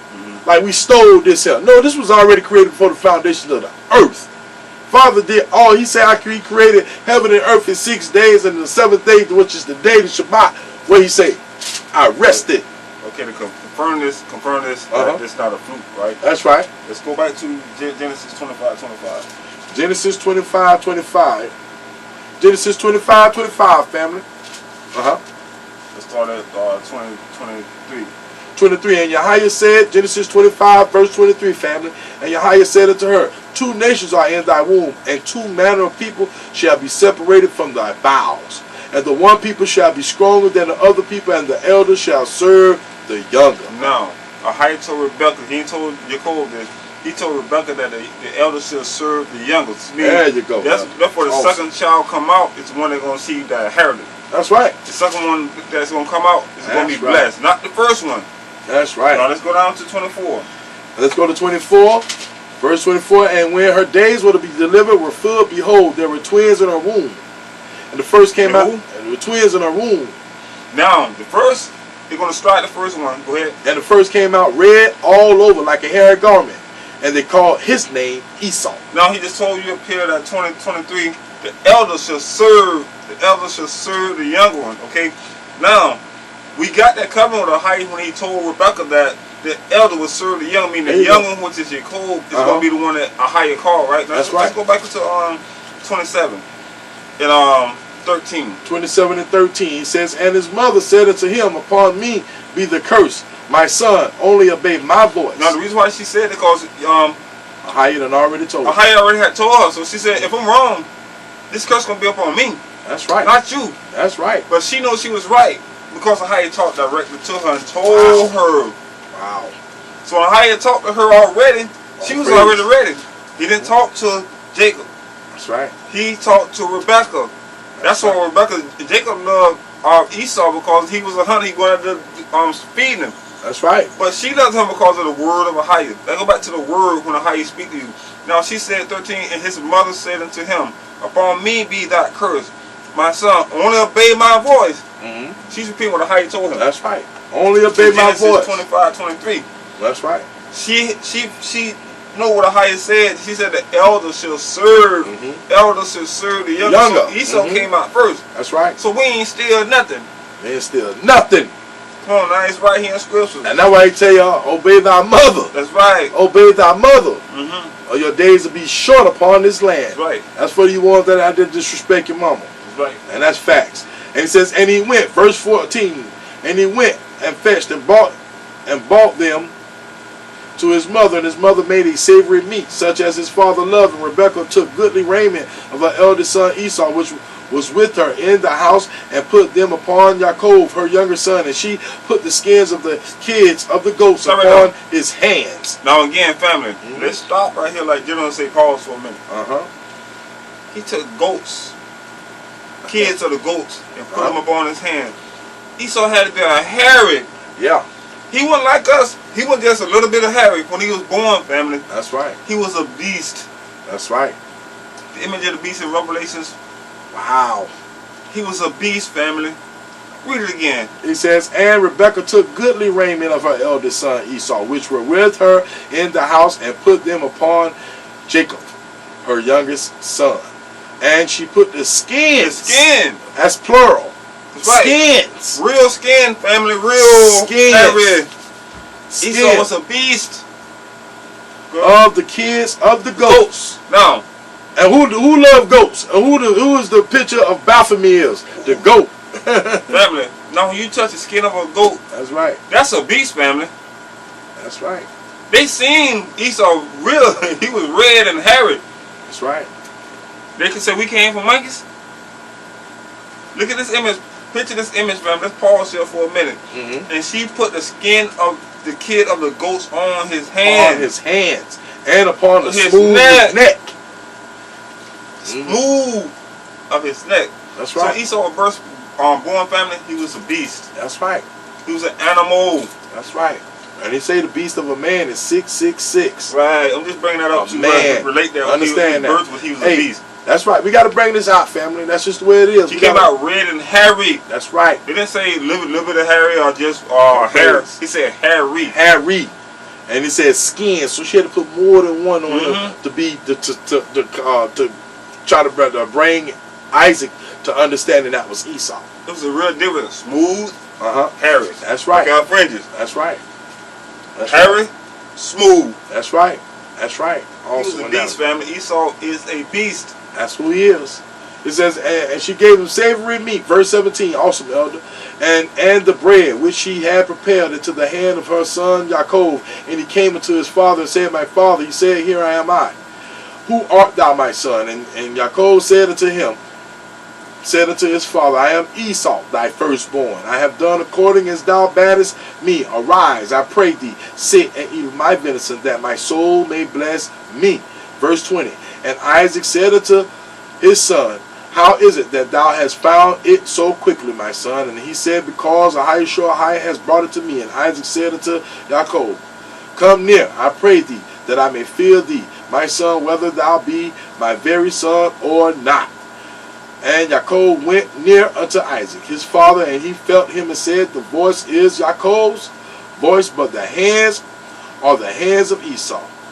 And he discerned him not, because his hands were hairy as his hands was hairy. Family, this is a beast, family. Come on now, let's look at the brother That's Esau. Right. This is a beast. Word hunt, family. This is a beast. His hand that hairy. Roaring truth. He that red. Roaring truth. Oh man, go ahead. He says, and he said, art thou my very son Esau? And he said, I am me.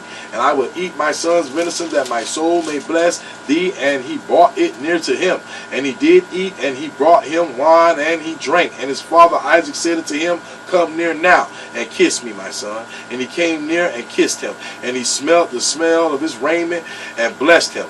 And said, and he smelt the, wow. Wow, see, and he say, we started at 27 over, family. This is Genesis 27, verse 27. And he came near and kissed him, and he smelled the smell of his raiment, and blessed him, and said, see, the smell of my son is as the smell of a field which Ahijah has blessed. Therefore Ahijah giveth thee the dew of heaven, and the fatness of the earth, and plenty of corn and wine. Let people serve thee, and nations bow down to thee. Now, didn't I tell you we have a perpetual inheritance, family? He says, be a higher, or be a master over thy brethren. We ain't gonna say master. I'm gonna say another word. I do. Be I do over thy brethren. And let thy mother's son bow down to thee. It's wordplay, family. Cursed be everyone that curses thee, and blessed be that blesses thee. Understand that. They cursed this nation. They cursed our Hebrew nation. They cursed us, Yehuda. They cursed the Israelites. They curse us. But what the Father say? Cursed be everyone that curses thee, and blessed be he that blesses thee. So you bless what we're doing. We bless what we're trying to do as our family. He says, blessed be he that bless thee. Understand that. And they know this. That's why they keep us in a perpetual deceit. They keep us in perpetual hatred. They keep us in a perpetual enslavement and doctrine, because they know if they blessed us and did all that, man, our Father raised up and this thing will be over with. Right. Understand that. All right. Carrying on. He says, and Isaac. And it came to pass, verse 30, Genesis 27, verse 30, and it came to pass, soon as Isaac had made an end of blessing Jacob, and Jacob was yet scarce gone out from the presence of Isaac his father, that Esau his brother came in from his honey. Now he came in from his honey. Here come Esau, that hairy beast. And he said, and he also had made savory meat, and brought it unto his father, and said, his father, Let my father arise and eat his venison, that thy soul may bless me. And Isaac his father said unto him, Who art thou? And he said, I am thy son, thy firstborn. And Isaac trembled very exceedingly and said, Who? Where is he that has taken venison and brought it to me? And I have eaten of all before thou camest, and have blessed him. Ye, and he shall be blessed. And when Esau heard the words of his father, he cried with a great exceeding bitter cry, and said unto his father, Bless me, even me also, O my father. And he said, Thy brother came with stability, and has taken away thy blessings. And he said, It is not rightly named Yaakov, for he that supplanted me these 2 times. He took away my birthright, and behold, now he has taken away my blessings. And he said, Hast thou not reserved a blessing for me? Now I want to say that Yaakov, the definition of that name is the supplanter. He is the supplanter. That who the Father already picked before the foundation of the earth. This ain't nothing new under the sun, family. This is what I'm trying to tell you. He already supplanted him aforetime. Understand this, family. Because all this was already written aforetime in heaven. This word was. Understand that. He says, verse 37, And Isaac answered and said unto Esau, Behold, I have made him I do, and all his brethren have I given to him for servants with corn and wine. I have sustained him. And what shall I do now unto thee, my son? And Esau said unto his father, Hast thou but one blessing, my father? Bless me, even me, O my father. And Esau lifted up his voice and wept. And Isaac his father answered and said unto him, Behold, thy dwelling shall be the fatness of the earth, and of the dew of heaven from above. And by the sword shalt thou live, and shall serve thy brother. Supposed to be serving us. But he went overboard, did he not? Right. He went overboard. Read this again, family. And Isaac his father answered and said unto him, Behold, thy dwelling shall be the fatness of the earth. Who got everything in this world right now? Esau. But he says, and of the dew of heaven from above, and by the sword shall thou live. They kill everything. That's right. Murderers. Knock down every nation. War, steal, take everything. They plunder every nation. He says, and shall serve thy brother. This is the reason why they hate us. They know this. They read it too. They know. Shall serve thy brother. And it shall come to pass when thou shalt have the dominion that thou shalt break his yoke from off thy neck. Understand that. And Esau hated Jacob because of the blessings wherewith his father blessed him. And Esau said in his heart, The days of mourning for my father are at hand. Then will I say, Slay my brother Yaakov. And the words of Esau, her eldest son, were told to Rebekah, and she sent and called Yaakov, her younger son, and said unto him, Behold, thy brother Esau is touching thee. I mean, he wanted to put them hands on him. He did. He says, Doeth confront himself, proposing to kill thee. He was proposing to kill him. Now, therefore, just like they're killing us right now today, because they know this truth. They done read Revelations 9, verse 13. They know who they are because that's what they gave us, Jesus. You take right. the J off of Jesus, it's Esau. Esau.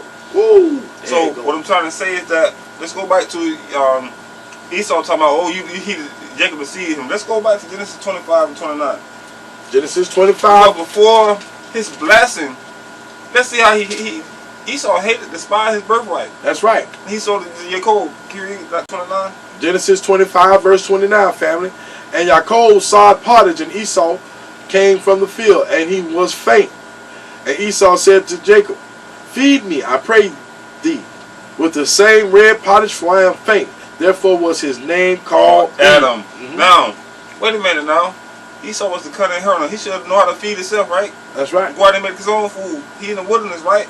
His father sent him to go make him some food. That's but right. now Jacob got to feed him. That's right. That's what the Bible said. The elder shall serve the younger. Now, keep reading. And Jacob said, Sell me this day thy birthright. Who? Sell me this day thy birthright. Let's see what Esau saying. And Esau said, Behold, I am at the point to die. I am at the point to die. Hey. What's up? He says, I'm about to go. Let's go.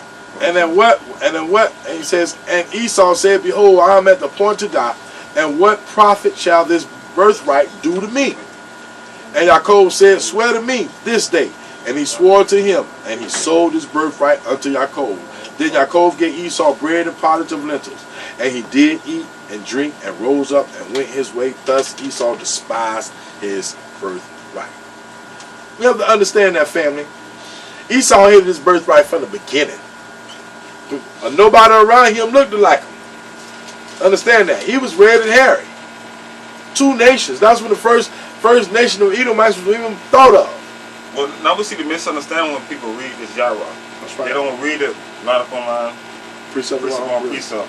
That's why he said precept means command or command order. He told Rebecca, the elder should serve the younger. That's right. Right after they birth, Esau sold his birthright to Jacob. That's right. So how did we steal anything? But what I'm trying to tell you, family, this Yahweh, what they call Bible, from the beginning to the end, you got the lies of the Satan and a high in your sight word, right? Now Esau, they studied this Bible from the beginning to the end. That's right. They follow God from the garden. That's right. They follow everything. That's why in Malachi 1:1. Let's go there real quick. I just want to read what it said. Malachi, just to bring the remembrance of how Malachi 1:1, family. Let's see what Ahia said about Esau. Malachi 1:1. The burden of the word of Ahiah to Israel by Malachi. I have loved you, saith Ahiah. Yet ye say, wherein hast thou loved us? Was not Esau Yaakov's brother, saith Ahiah? Yet I loved Yaakov, and I hated Esau. This is Ahiah talking. Keep reading. And laid his mountains and his heritage waste for the dragons of the wilderness. For the who? Dragons of the wilderness. Good. Whereas Edom saith, we are impoverished, but we will return and build the desolate places. Thus said the higher of hosts. Now, Esau knew by reading our Yahweh that we were going to disobey our Father's law, such commandments. And when we do, they were going to take it. That's what I say, right? They was waiting. That's right. Now, they read this Yahweh. They know if we don't follow the laws, such commandments, all the way from when the devil told Eve his name, God's. You'll be his God. So Esau served God. That's right. All the way from Genesis. That's right. All the way to the New Testament, they gave you Jesus. All the way to this day. Which is Esau. Jesus is Esau, family. That's right. Caesar ben Joel. Caesar ben Joel. Understand that, family. And that was it. I just want to bring back what. That's deep. And that is what he says they're called. I'm going to get this because we're already there. He says, thus said Yahweh, I'm in Malachi 1, verse 4. He says, they shall build, but I will throw down. And they shall call them the border of wickedness. And the people against whom Ahiah has indignation forever. Forever, family. Why would they put God in this? I would say Ahiah name in this Bible. And why would they write this book and put their own demise in this book? Why? You got to think. You got to understand the word hunt, family. It's about the word hunt. Be able to understand. Esau is the mark of the beast. Esau is that one. Understand that. Because he call them the beast, the heathens. He called them that of the field, of the wilderness. And he told you right now, the border of wickedness. They're called the border of wickedness, and the people against whom Ahiah has indignation forever. So why y'all keep trying to save them and serve them at the same time? Well, that don't make no sense. You do everything and know that you Hebrews, she-dos know what's going on in this book. You so-called Christian likes, you churchites, because you ain't doing nothing but acting. Right. You're acting in these churches and don't want to know the truth. You acting. You can't act. You can't fake it to make it to heaven. You cannot fake it to make it to heaven. Because the devil coming through, he coming in to steal, kill, and destroy to get your soul. So you have to know the difference. Awesome job, elder. Let's go back to Genesis 27. Genesis 27, verse 43. It says, now therefore, my son, obey my voice and arise. Flee thou to Laban, my brother, my brother, to Haran, and tarry with him a few days until thy brother's fury turn away, until thy brother's anger turn away from thee, and he forget that which thou hast done to him. See them two semicolons right there? He ain't forgot to this day. He ain't stopped pursuing us yet to this day. That's why we keep getting perpetual deceit from them, because they're the border of wickedness. That's why we keep having perpetual hatred, because they are the border of wickedness. That's how come we have a perpetual enslavement in doctrine. They'll never come to the truth, because they're the border of wickedness. I told you, DOC gonna definitely roar truth to you, family. You have to understand this here. We roaring truth to you so you can be able to wrap it around your head. Understand that. Understand that, family. All right, all praise. I'm going to keep reading down to it says, verse 45, until thy brother's anger turn away from thee, and he forget which thou hast done to him, then I will send and fetch thee from thence. Why should I deprive also of you both in one day bereaved? He says, and Rebekah said to Isaac, I am weary of my life because of the daughters of Heath. If Jacob take a wife of the daughters of Heath, such as these which are of the daughters of the land, what good shall my life do me? Now, Rebekah already know we were supposed to be separated, like Elder brought to you forth in Genesis 25. We're supposed to be separated. They're going to be separated at his birth. His mother knew this already. How come you don't know this? Well, 46. Did they worry about what Esau did? Who he married? Did they comment about it? They knew his birth family. He was wicked. Oh yes. They knew it. See, Isaac was blind. He couldn't see. That's right. Rebekah knew what she saw. She seen that beast, that animal. That's right. And right now, she's not concerned about Esau. She concerned about Jacob. And she said in verse 46 in Genesis 27, verse 46, and Rebekah said to Isaac, I am weary of my life because of the daughters of Heath. If Jacob take a wife of the daughters of Heath, such as these, which are the daughters of the land, what good shall my life do me? Now let's go to verse 28. Let's go to Genesis 28 right there. It says, and Isaac called Jacob and blessed him and charged him and said to him, thou shalt not take a wife of the daughters of Canaan. That's why we can't be interbreeding, family. We got to study this word to know how we need to live out, to keep our pedigree in the righteous state. Keep this seed generating from generation to generation. Because we have a perpetual inheritance with the only Ahaya Shohaya. It says, verse 2, arise, go to Pandiram, to the house of Bethuel, thy mother's father, and take thee a wife from thence of the daughters of Laban, thy mother's brother. Right. We had to keep it going. It had to be seed. It had to stay seed, family. It says, and Yahweh Almighty bless thee and make thee fruitful and multiply thee, that thou mayest be a multitude of people. I mean, we're going to be a similar people like we are today, the 12 tribes of Israel. Same 12 tribes they talk about in Revelations 21 for the kingdom. Ain't no gate for Esau. They know we got a perpetual inheritance. That's why they perpetually keep putting that bacon on everything in this world and in everything to deter you. And you keep saying, no, man, my grandma made them collard greens. I gotta eat that pork and swine. Man, that ain't for you, man. That's Leviticus 11, man. That ain't for you, fam. You didn't know this thing is real. Let's go to verse 4. He says, and give thee the blessings of Abram to thee and to thy seed. I told you that seed is there. To that seed with thee, that thou mayest inherit. Oh, wait a minute. That go another inherit, ain't it? Right. Another inherit. I told you today's topic is called Perpetual Inheritance. Inherit the land where thou art a stranger, comma. We supposed to be running this here place here. We supposed to be standing on our Father's word, and he going to do the rest. Understand that. Which Ahijah gave unto Abram. Verse 5. And Isaac sent away Jacob, and he went to Panduram unto Laban, son of Bethuel, the Syrian, the brother of Rebekah, Jacob's and Esau's mother. When Esau saw that Isaac had blessed Jacob and sent him away in Panduram to take him a wife from thence, and that he as he blessed him, he gave him a charge, saying, Thou shalt not take a wife of the daughters of Canaan. This is where it all started at, family. It says, and that Yaakov obeyed his father and his mother, and was going to Pandarim. And Esau, seeing that the daughters of Canaan pleased not Isaac his father, Esau seen that. So he was already noted in the Yaira as the border of wickedness in Malachi. So he further proceeded in his wickedness.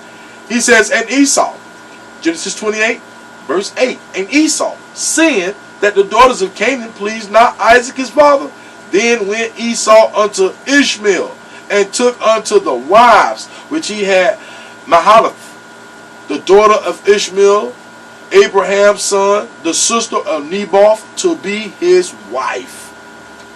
That's where the mixing all started at. That's where we know that the Ishmaelites ain't the people. They Hebrews, but they're not Israelites.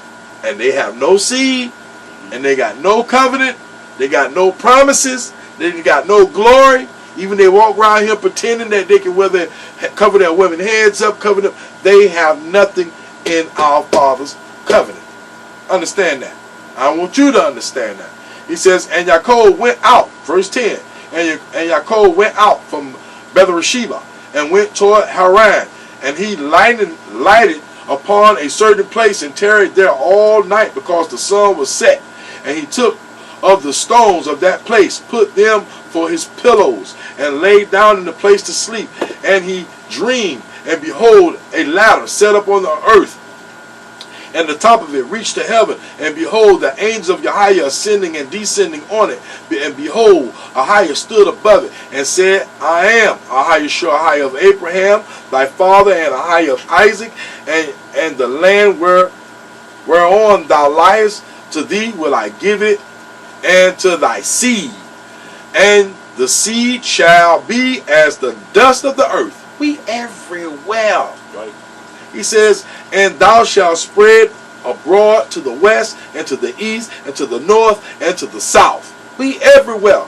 It's the 12 tribes of Israel. That's why we try to tell all our other brothers in the nations that we speak about in Numbers 1. That's all y'all. I'm talking about Zebulun. I'm talking about Asher. I'm talking about Manasseh. Understand? I'm talking about Naphtali. I'm talking about Issachar. Understand that? I'm talking about all these other tribes. You are an Israelite. You have rights to this perpetual inheritance too also. That's what we're trying to get our brothers and sisters to see. This raw and truth, family. Because they ain't going to tell them that in these Catholic diocese churches. They're not going to talk to them amongst these brothers out here that so-called waking our people up in truth. Right. They're not going to go deeper into the matter. It says, and thy seed, verse 14, Genesis 28, verse 14, and thy seed shall be as the dust of the earth, that thou shalt spread abroad to the west, and to the east, and to the north, and to the south, and in thee and in thy seed shall all, he don't say some, what do you say, elder? All. Shall all Families of the earth be blessed. That's us that's us gonna be blessed. I got to understand that there. And that's deep. That's more than deep. Understand this, family. Go to verse 20. Go to verse 20. Yes. Let's go to verse 20. And Yaakov vowed a vow, saying, if Ahiah will be with me, and will keep me in this way that I go, will give me bread to eat. Start right there. Bread to eat mean the word, family. And the raiment to put on. And raiment is the armor of Yahweh. Right. Understand that, family. That raiment is the armor. That's the knowledge. That's that salvation. That's that word of truth. Understand the note. And keep going all the way to 22, elder. So that I come again to my father's house in peace. Then shall Ahiah be my height. And this stone which I have set for a pillar shall be Ahiah's house. And of all that thou shalt give me, I will surely give the tenth unto thee. Stop right there. Now this here, family, Jacob set the stone, the pillar, in a place. Now that is called parabolic. Understand what parabolic means, family, because a lot of our people don't. They kind of tell you that it's symbolic. No, no, no, no, no.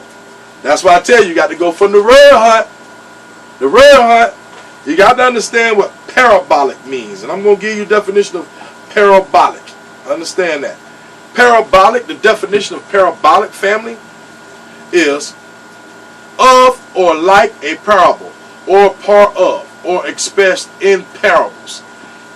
Understand, he gave this here. He says, in the place, parabolic to Yeshaya. What did Yeshaya come and do? Set the cornerstone, didn't he? Right. He came and set the cornerstone. So this is a parabolic. This is just a teaching back then. Understand? To what was forthcoming. What was forthcoming through the loins of Yaakov. Understand? Of all his people. We got to keep bringing this here. All praise to Yahweh. So I want my people to know what that parabolic really means. It is expressed by or being a parable, allegory, or having the form of or relating to the parabolic, the motion in parabolic. It's the same thing. It's the same motion with our big brother Yeshua gonna bring to the 12 tribes of Israel too when he bring them back together. Right. Understand? And he was the cornerstone.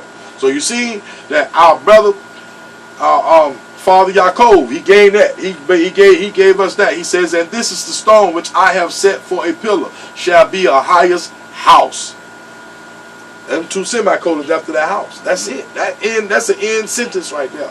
It says, and of all that thou shalt give me, I will surely give the tenth unto thee. Well, if you want to be parabolic, you can go back. This being parabolic when Abraham with Melchizedek. Same thing. He gave him a tenth of his time. Right. Family, this is a sealed deal. This is family business here. It's a family business, family. All praise to Yahweh. All praise. Let's keep going, family. Now, I need to let you understand, family, you got to study to show thyself approved. You got to study to show thyself approved because our people are not really studying to know this truth. You hear a brother tell you a couple bits, bites, and pieces, and then you run with it. Instead of going out behind these words, the word hunt, and knowing the truth. Knowing the truth, family. You have to be able to grasp this truth and know that this truth is everlasting, everlasting. Understand that. It's everlasting, everlasting. This roaring truth today, family. Right. The topic today is called Perpetual Inheritance. This is a perpetual inheritance that we need to understand. So, family, remember that actions always prove in scriptures. Brothers can talk, but you can't prove no Yahweh shot to me. You can't prove no Yahuwah to me. Understand that. You can't prove that to me in these scriptures. And my thing is, family, remember that actions always prove in scriptures why their words mean nothing. The words that our oppressors instituted in this book means nothing. Right. We still can see the truth. When you walk by faith and not by sight, you will be Father, you seek ye the kingdom first, and everything else will be added upon you to be able to see this knowledge. Understand that. All right. And look at this book again, family. Look at this book.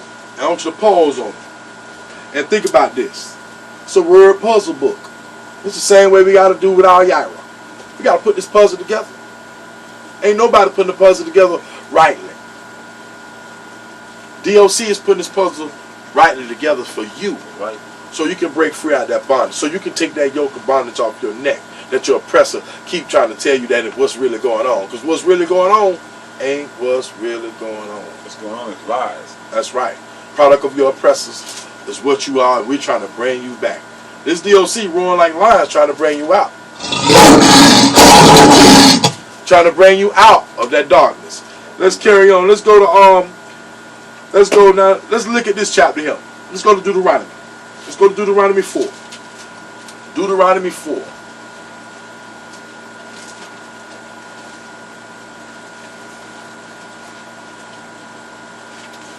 Deuteronomy 4. Yes, indeed. Now, this was already brought back to us back then, family, where I need to keep reminding you that we are the people of the book. We are the people that has perpetual inheritance, and they know this. All right, I'm going to start at Deuteronomy 4 and 1, Elder. Okay. And it came to pass when all the people were clear past over Jordan. Oh, no. Deuteronomy 4. Oh my Joshua. Deuteronomy 4, verse 1. That's all right, Elder. All praise to Yahweh. It's time for us to know that they hate us, family. And the reasons why is because we have a perpetual inheritance. Carry on, Elder. Deuteronomy 4, verse 1. Now therefore hearken, O Yasharala, unto the statutes, and to the judgment, which I teach you, for to do them, that you may live, and go and possess the land which Ahijah of your fathers giveth you.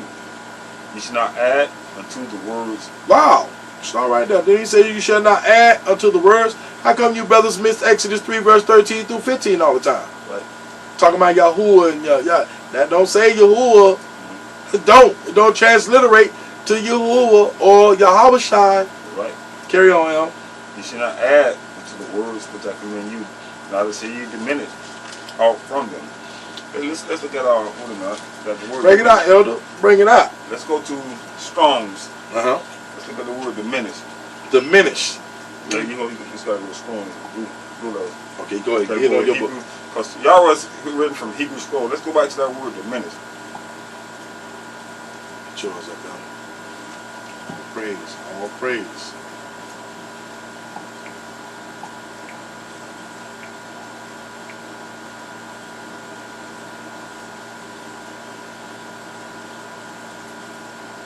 All praise. Diminish means take from. Understand that, family. Make or become less. Decrease, decline, reduce.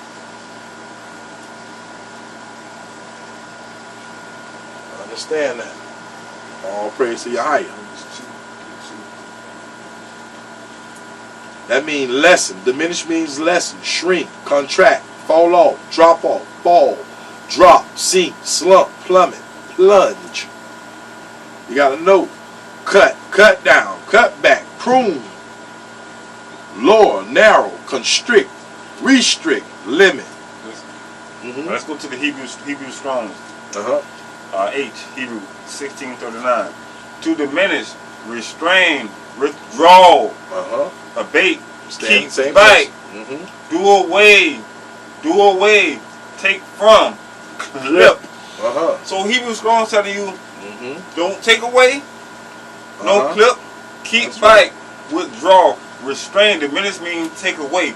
They took a higher name out. Now, this going back to Yahweh, Proverbs 1 and 1 to 7. That's right. Interpretation of the words. So when we go back to Strong's dictionary, diminish mean again, restrain, withdraw, abate, keep back. Now they kept back a higher and they gave you God. That's right. To do away. Do away mean they took away a higher and they gave you God. That's right. Take from. They took a higher away and they gave you God. Clip. mean you can't clip or add nothing else to this word. That's what the Strong's of diminish mean. This is powerful, family. That's right. So we cannot alter his words, period. That's right. in Yahweh. All praise. All praise. Let's go to add real quick. I want to go to add in Hebrew Strong's. Let's go to add. Let's see what add mean in Yahweh.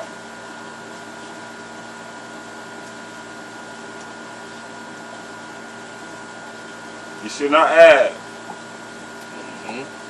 Add in Hebrew means to add, increase, mean another. Do again. You put Jesus, that's a do again. That's right.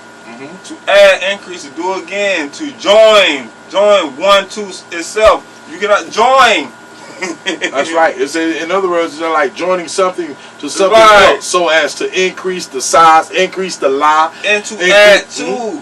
That's right. To be joined, be added to. So you cannot add Jesus. And add really simply is this elder dude. He breaking it down to you with the Strong Concordance, broken it down with the blue letter. At the same time, the similarities to that family is what we are getting in these nations as having to attach or add on. They adding on their lives, putting in a pen. They join. They affixed it. That's right. They affixed it to the course of their way of thinking. And Jesus and God's increase, when it says to cause to add, increase. So you add Jesus, Lord God, Yahweh Shai, Yahushua, those are increased. To do more. That's right. Do again. Oh, it's one. That's right. It's Hebrew strong. That's right. And in Arab, it's in Hebrew, Yaka. How you pronounce it? Yaka. Yakafa. So it's in a higher name. You ain't gonna change that. I ain't gonna change that. You're not gonna change. Let me see that spelling. Ad means the definition. The word terminology of that is Y-A-C-A-P-H. Do it for yourself. The same, that's a higher. And it's in the Hebrew Strong Concordance as H3254. Right. That means add. And his name is called Yaakov. You can't Yaakov. He's telling you not to change his name. That's right. So you have to understand that this thing is very pertinent to what we need to be walking as. We need to be walking and knowing who you are, because we have a perpetual inheritance that we need to really go back and study and know why we're in this predicament and who out here doing it to you as well, knowing that we got a perpetual deceit from them, a perpetual hatred from them, and a perpetual enslavement in their doctrine from them, because they are the border of wickedness. All right, carry on, fella. Awesome job, elder. Awesome job. Now, let's go to verse 3. Your eyes have seen what Ahijah did because of Baal, Peor.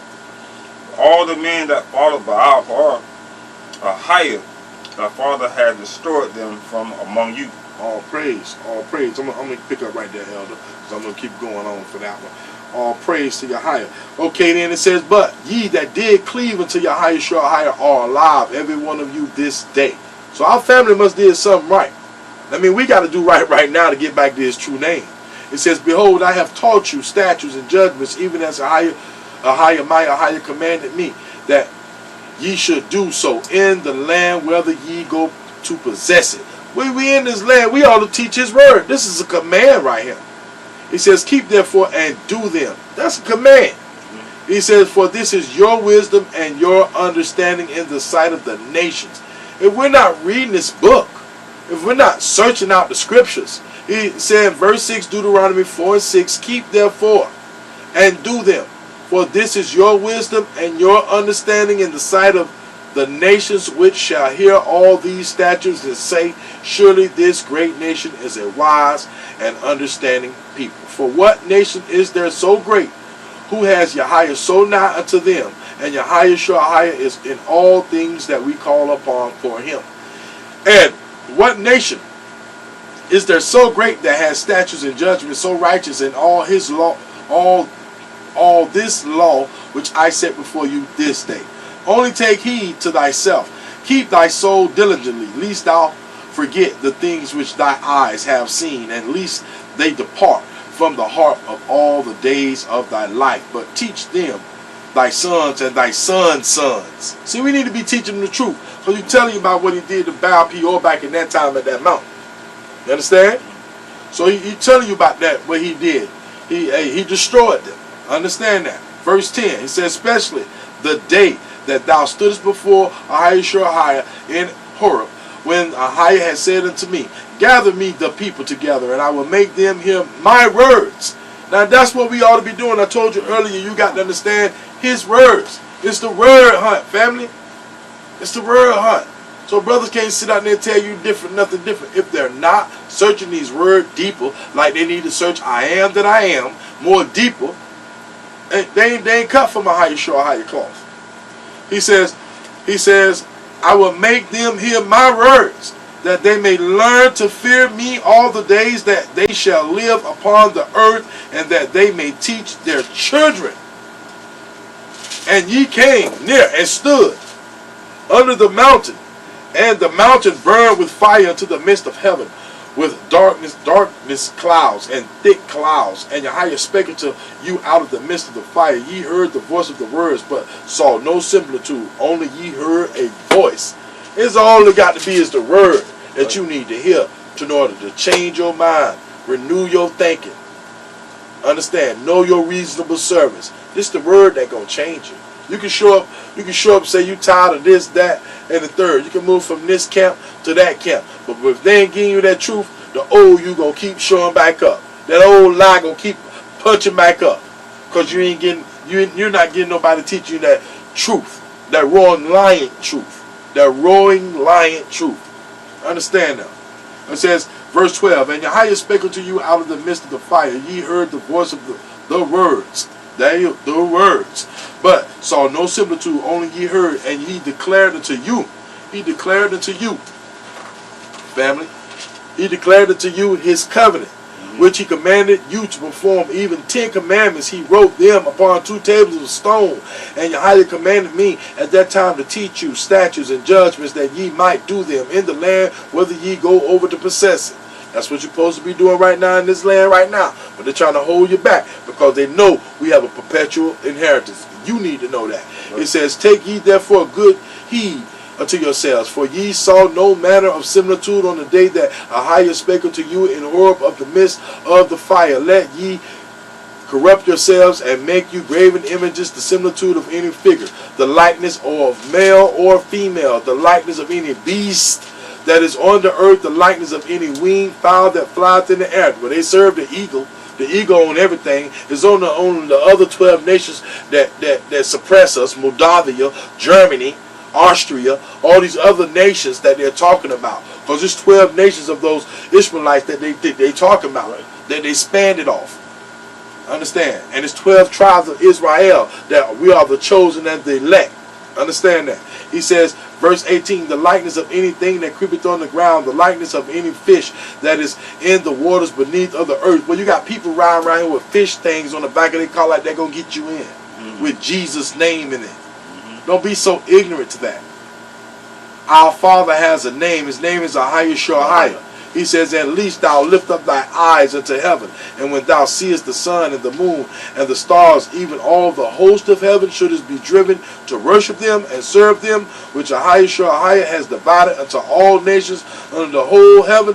But unto Yahweh has taken you and brought you forth out of the iron furnace, even out of Egypt, to be unto him a people of what? A people of what? Verse 20. A people of what? Of inheritance, as ye are this day. See, it's about our perpetual inheritance that they know about, family. That they want to stifle us. They don't want to hinder us. They want to keep us suppressed. They want to make no more mention of the name of Israel, Yasharallah. They want Yasharallah gone.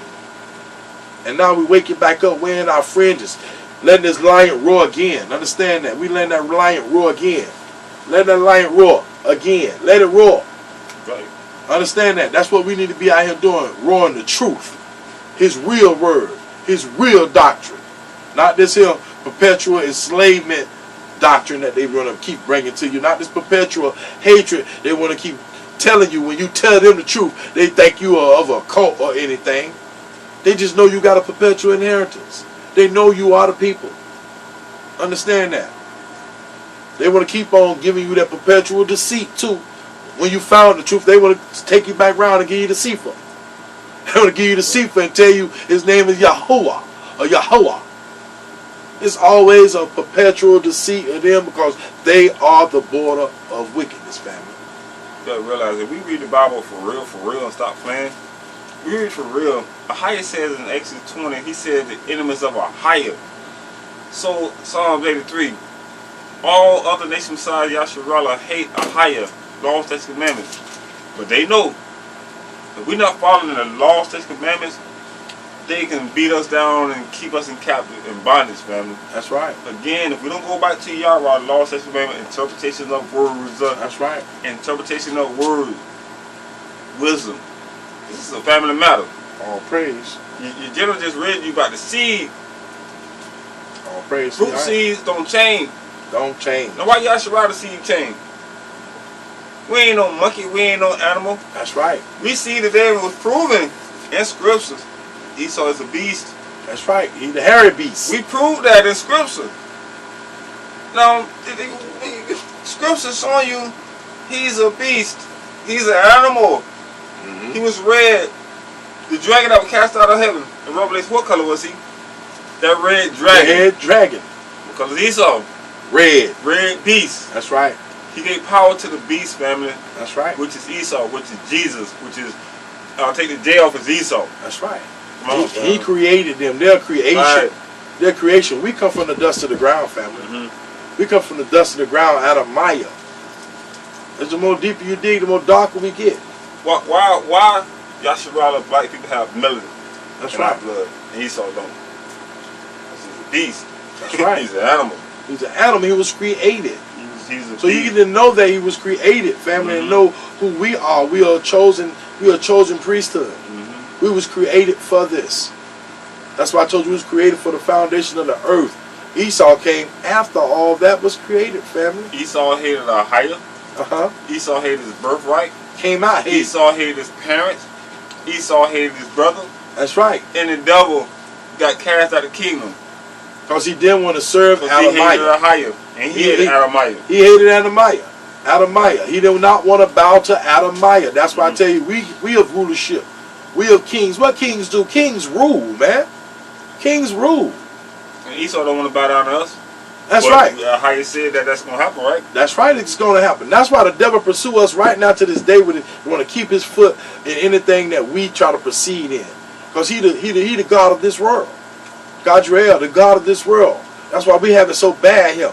Same reason why he got ejected out of heaven, because he did not want to bow. So he's seen that he got kicked out from his first estate out of heaven, and he had to come here, bound to the earth.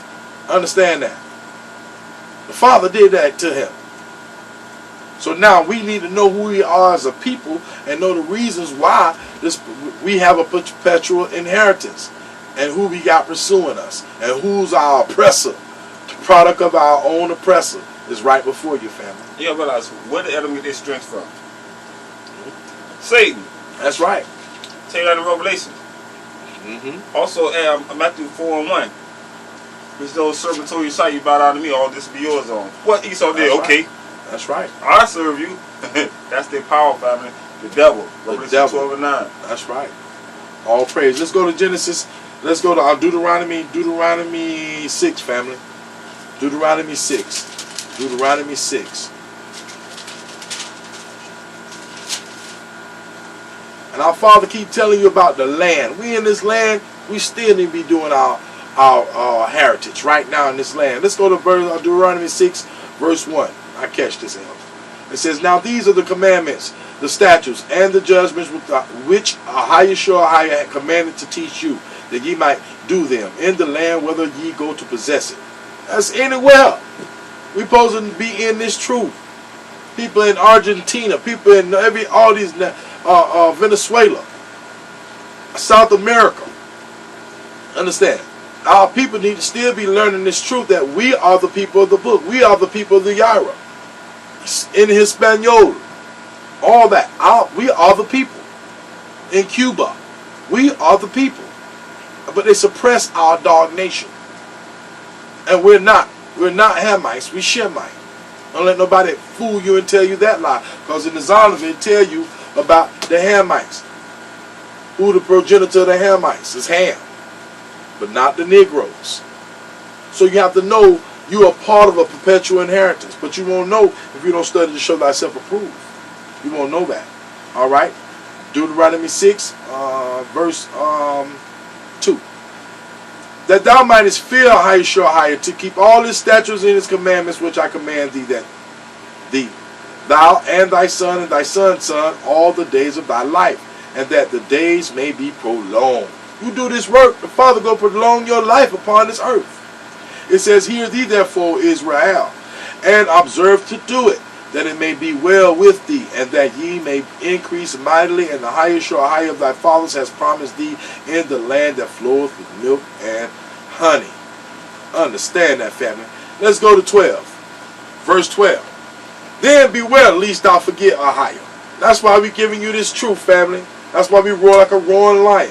It says, then beware lest thou forget Ahiah, which brought thee forth out of the land of Egypt, from the house of bondage. He told you you got to do this word. You got to do his commandments. You got to do his judgments. You got to do his statutes. Verse 13 says, thou shalt fear Ahiah, and what? Swear by his name. Serve him. You got to serve him. And shall swear by what? His name. By what? His name. By what? His name. His name. How can these brothers can't get this under wraps, family? Family, I want you to understand this name. Go ahead, Elder.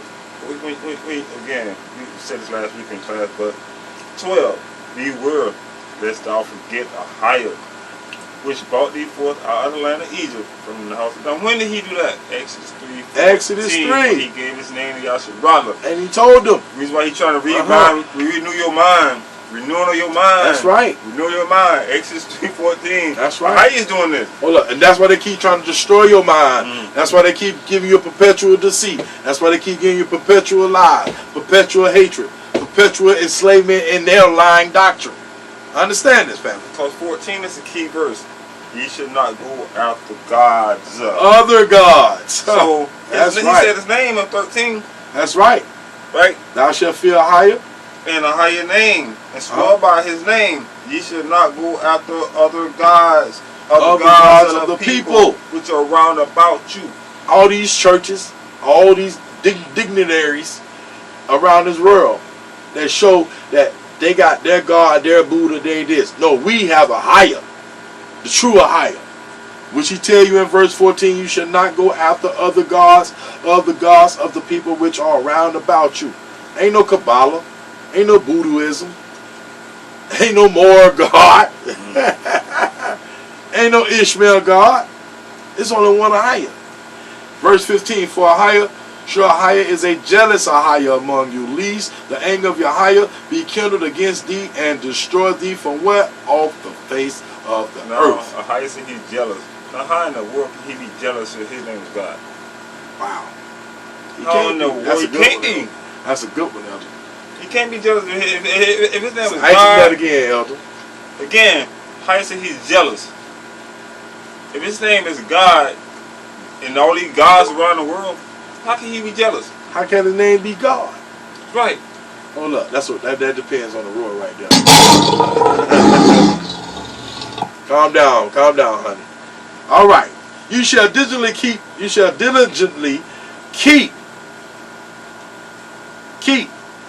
the commandments of Yahweh, your Yahweh, and his testimonies and his statutes which he has commanded thee. And thou shalt do that which is right and good in the sight of Yahweh, that it may be well with thee, and that thou mayest go in and possess the good land which Yahweh sware unto thy fathers, to cast out all thy enemies from before thee, as Yahweh has spoken.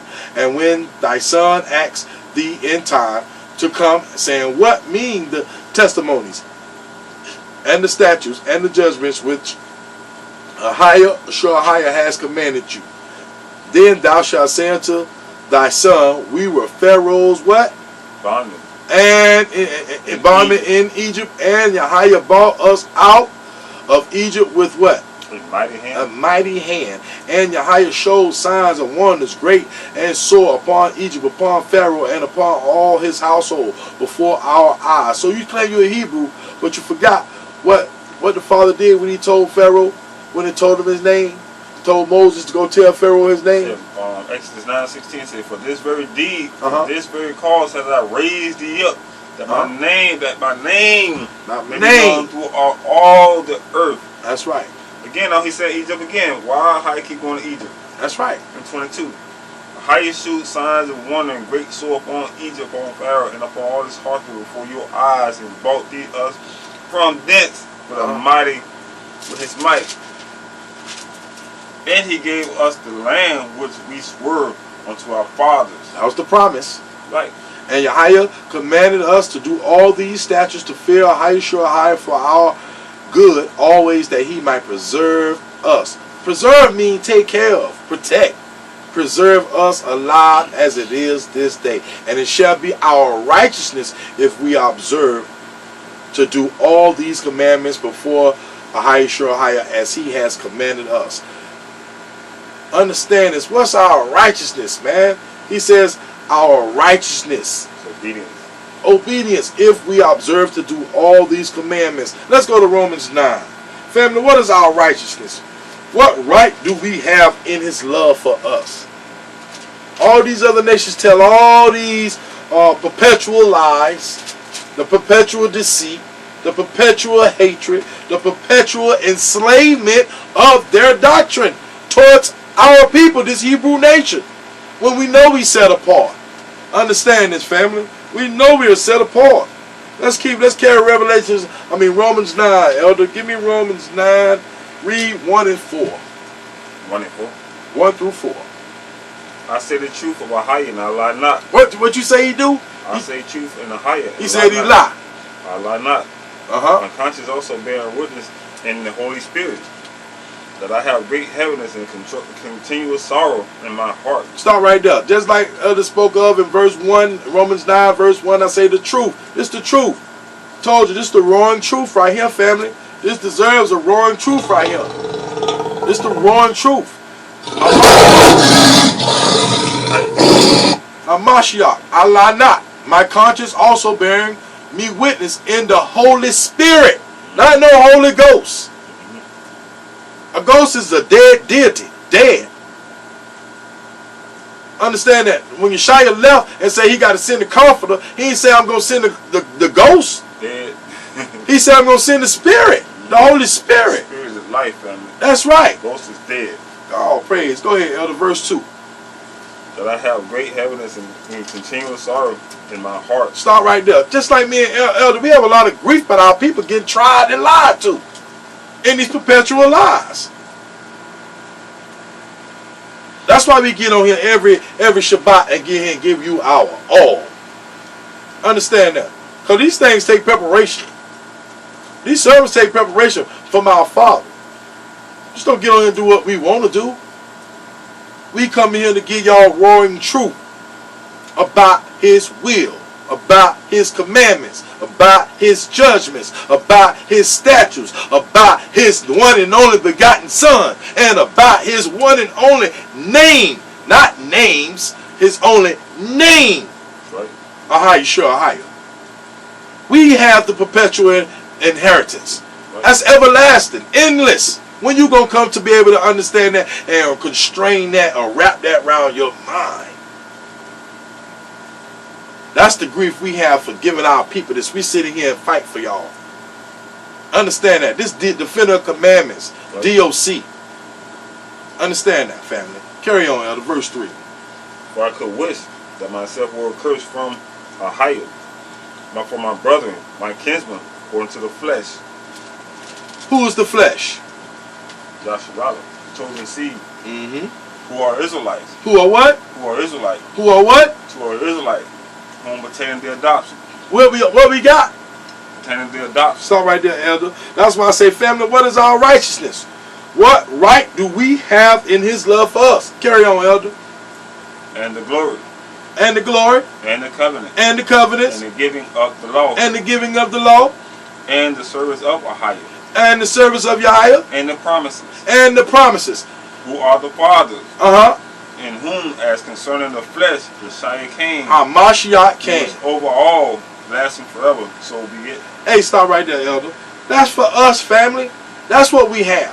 So who is these imposters saying that they wrapped up in, the Ishmaelites wrapped up in their gear, their women gear? That ain't for y'all. That's for us.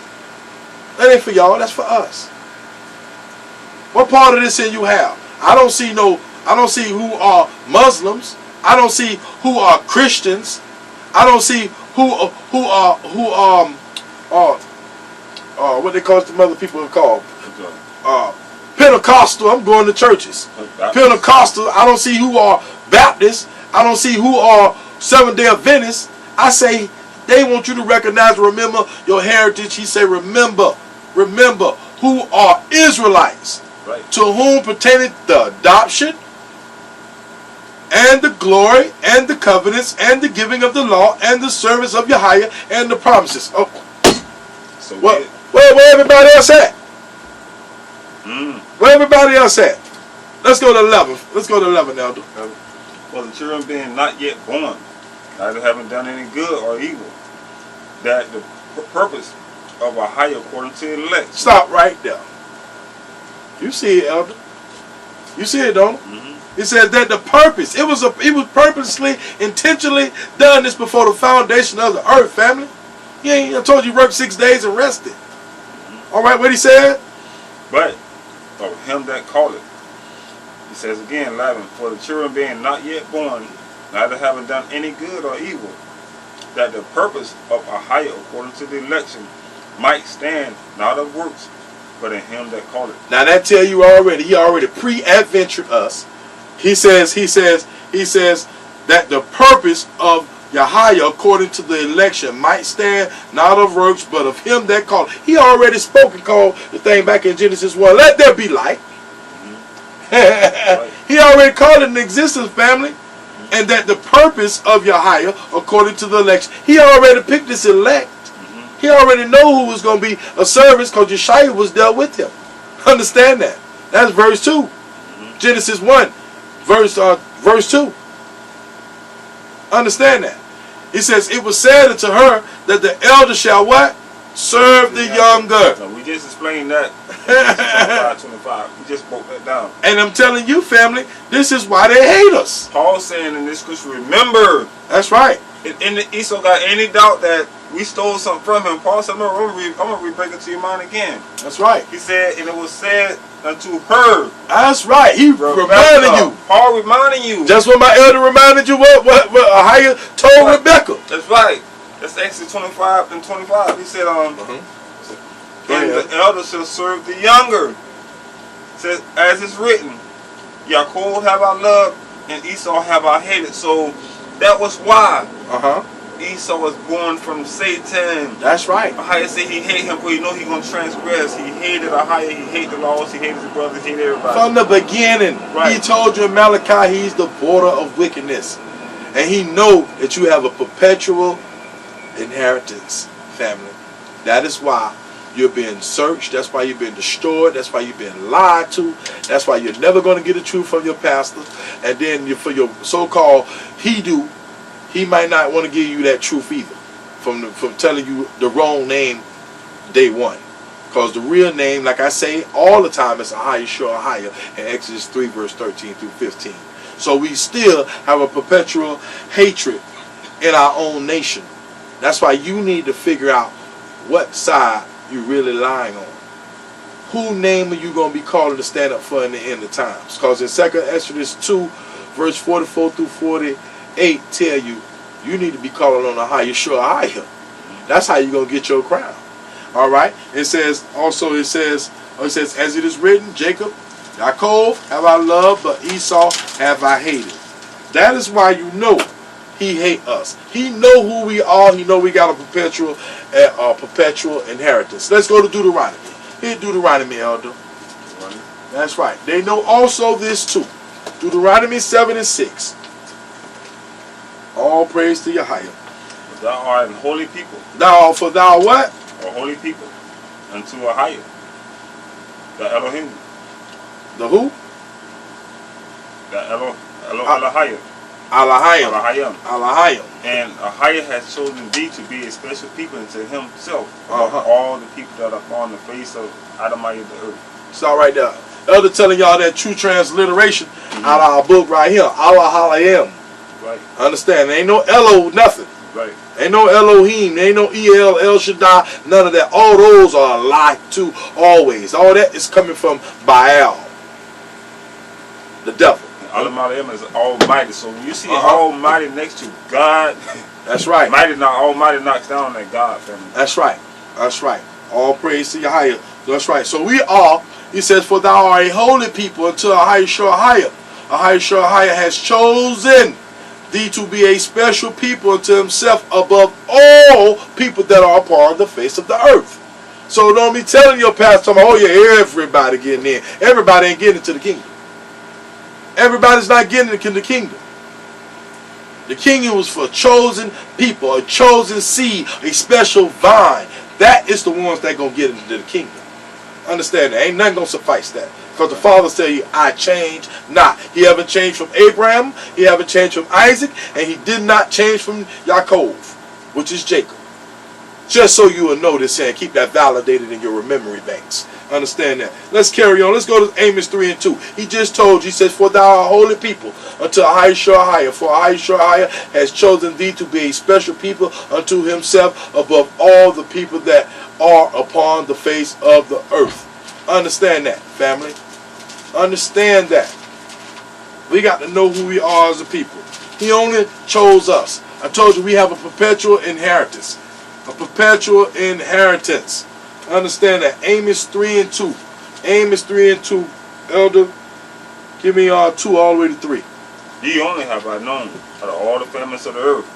Therefore will I punish you for all your iniquities. Stop right there. That's why we getting beat. That's why we get whooped, because we don't know who we are. We don't know his name. We don't know what covenant you under. You're tying in with all these other covenants, and that's what's breaking your bands asunder. That's what's hurting you. Because you think you're a Christian, but you ain't no Christian.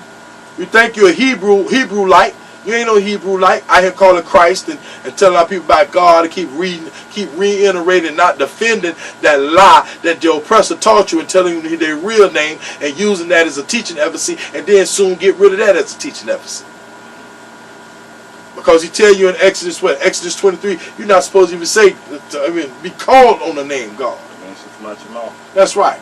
At the verse 3, he says, can two walk together except they be agreed? How can you walk together with people and men? You got this camp saying one thing, this camp saying one. How are we going to be able to build back up as a whole nation if our people are so divided? From Exodus 3, verse 13 through 15. And we read and know that we have a perpetual inheritance, and we still can't get it together. But they together on theirs because they made a confederacy. They made a tumult. They made a pact. They doing their job. We ain't doing our job. We are not doing our job. And you wonder why all this happened to us. How come y'all can't see that? Esau is, was, and will always be hated. Right. His whole existence is a perpetual hate reminder for us. A perpetual hate reminder for us. I want my people to see this here. That's why I call this topic today Perpetual Inheritance. On the sidebar, it tell you about their ways that they have, because they know that we have a perpetual inheritance.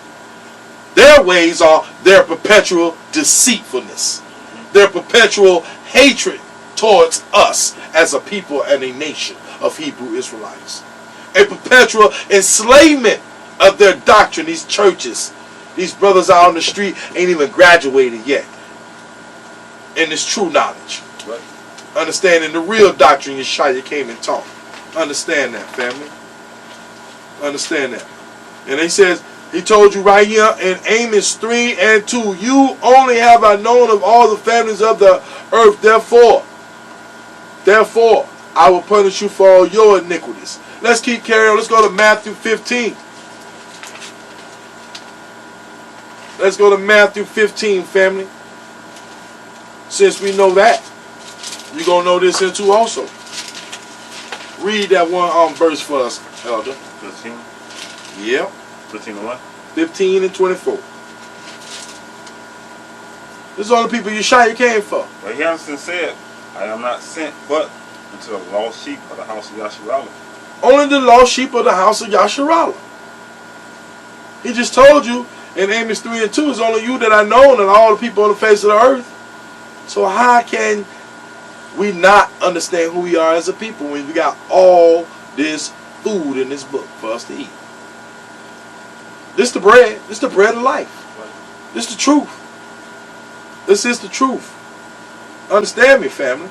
This is the truth. Let's go to Genesis 49. Go to Genesis 49. 49. Genesis 49, verse 8, Elder. 49 and 8. That's all I need. I told you it was a little short little thing today. But I'll make sure I get this word out to y'all. Because the Father called for it. Because we forget who we really are. And we want to know, ask questions, why this, man? We got a perpetual inheritance. You got to be careful because they're out to kill you and you don't even know it. You think it's a game. You think it's a joke.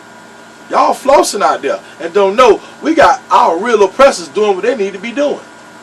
And while we sitting out here gullible and trying to love on them and pull them in the kingdom with us when they ain't got no gate to go through. When the Father tell you he hate them. And you trying to talk about grafted in. Ain't none of that. Quit talking that old silly ignorancy. All right. Give me Genesis 49 and 8, Elder. Let's start at 1 first. Okay, go ahead. And Jacob called unto his sons and said, Gather yourselves together, that I may tell you which will shall befall you in the last days. So right now we're in the last days. That's right. So That's Jacob telling all his sons what's going to befall them this day. Okay, now go to 8. Yahudah, thou art he whom thy brother shall praise. Thy hand shall be in the neck of thy enemies, Esau. All right. That's Genesis 49, verse 8. He says, Yehuda, thou art whom thy brethren shall praise. The hand shall be in the neck of thy enemies. We need to be waking up, we need to be going off like Yeshua did in the temple. Just go ahead, Elder. He says, thy father's children shall bow down before thee. Wow. Judah is a lion's whelp from the prey, my son. Thou art gone up and stooped down. He couched as a lion, and as an old lion, who shall rouse him up? Stop right there, Elder. I want to go to Psalms right quick. Psalms 18, verse 27. Let's come back off that verse, Judah, Genesis 49 and 8. Yehuda, thou art he whom thy brethren shall praise. Thy hand shall be in the neck of thy enemies. Thy father's children shall bow down before thee. What I just said, Psalms 18. Psalms 18, Elder. Psalms 18, verse 27. Psalms 18, verse 27. But thou wilt save the afflicted people. Am I the right one? Yeah, for thou wilt save the afflicted people. He gonna save us, but will bring down high looks. For thou wilt light my candle. Ahishua will enlighten my darkness. For by thee have I run through a troop, and by my Yahweh have I leaped over a wall. Now we talking about this knowledge too. We done came a long ways up. So forth as our people when they speak about right here, he says in Genesis 49 verse 8, Yehuda, thou art whom thy brethren shall praise. Thy hand shall be in the neck of thy enemies. Thy father's children shall bow down before thee. Judah is a lion. Right, that's coming up next. It said, in the neck of thy enemies. We need to be out here going forth. Let's carry on. Verse 28, Psalms 18, family, verse 28. But thou wilt light my candle. Ahishua will enlighten my darkness. We need to be waking up out this darkness that we in. Understand? We need to be waking up, because it said in Genesis 49, verse 8, Yehuda, thou art he whom thy brethren shall praise. Man, we ought to be, said, thy hand shall be in the neck of thy enemies. Not the enemy's hand in our neck. Right. They know we have a perpetual inheritance, but they turned everything around like Esau did back in the days after he got that pottage. And he sold his birthright at the same way. Verse 28, Psalms 18, verse 28, for thou wilt light my candle. I mean, you're going to wake up out of that deep sleep to know the truth. It says, Ahia, my Ahia will enlighten my darkness, for by thee I have ran through a troop. I'm going to knock down all them lies, right. all those perpetual deceits, all that perpetual hatred, all that perpetual enslavement of their doctrine. They want to send you to, what they call them schools, theologian schools, theology schools. The study of a lie. Ology is the study of. Ologist is the specialist in the study of. And they turn to be theologists in the specialness of lying about this Jireh and our heritage as a people, to suppress us as a nation, a king and priest nation. Right. So he says, verse 30. He says, as for Yahweh, his way is perfect. The word of Yahweh is tried. He is a buckler to all those that trust in him. Well, first you got to trust in his name in order to get into this spirituality into you. It says, for who is Yahweh? Save Yahweh. Save Yahweh. Or who is a rock? Save our Yahweh. That's it. That's right. That's our rock. That's our cornerstone that we talk about. Yaakov had that stone he said as a pillar. Yeshua came and did the same thing in Matthew and told you he the cornerstone. He the cornerstone. Your cornerstone has to be built on your foundation has to be built on Yeshua. What he did in the Renewed Testament. Again, family, when you read 31, you gotta read it in parable. Okay, I'm gonna read it. That's right. Read it. I'm gonna read it how I'm seeing it, right? Uh-huh. For who is God save the Lord, or who is the rock save God? Okay, now I'm going to read it according to what we see. Uh-huh. According to reinterpretation of the word. That's right. For who is the higher? Yasha. Uh-huh. The Yasha. Or who is the rock? Yasha. Our higher. Our Yahaya. He did everything. So, say mean Yasha, family. That's right. So, why would they put God right next to Yasha in Hebrew? Even though it's in English, it's still Yasha. It's still Yasha. That's what it is, family. All praise. Verse 32. Awesome, elder. It is Yahweh that girdeth me with strength, and maketh my way perfect. He maketh my feet like hen's feet, and setteth me upon my high places. He teacheth my hands to war, so that a bow of steel is broken by my arms. And that's what I'm telling you right now. We knocking down all that lie stuff, that perpetual deceit, that perpetual hatred. We knocking down them arrows. That's what he's telling you. He teaches my hands to war, so that a bow of steel is broken by my arms. Thou hast also given me the shield of what? Thy salvation. And thy right hand has holden me up, and thy gentleness hath made me great. Thou hast enlarged my steps under me, that my feet did not slip. I have pursued my enemies and overtaken them, neither did I turn again till they were consumed. We're going to stay in this word of truth, this roaring truth. He says, I have wounded them, that they were not able to rise. They are falling under my feet, for thou hast girded me with strength unto the battle. Thou hast subdued under me those that rose up against me. Thou hast also given me the necks of my enemies, that I might destroy them that hate me. Wow. Only way we're going to destroy our oppressors is finding this knowledge, knowing this word. We got to hunt this word. Understand that. We got to hunt this word, family. We got to hunt this word. We have to hunt this word. Let's go back to Genesis 49, verse 9. It says, Yehuda is a lion, whelp from the prey. My son, thou art gone up. He stooped down. He couched as a lion, and as an old lion, who shall rouse him up? Who going to wake up our nation? Who going to sit here and do some roaring for our nation? Who going to really roar for our nation to tell them about these perpetual deceits, these perpetual lies, perpetual enslavement of their doctrine? Who roaring out there? DOC roaring. That's right. DOC roaring because we want to let y'all know the truth. This real truth. Understand that. All praise to Yahweh. Let's carry on. Let's go to Revelation 5. Revelation 5. Revelation 5. I hope y'all catching this today. Hope y'all be able to eat up some of this and get some understanding out of this, family. Revelation 5. Revelation 5. Revelation 5.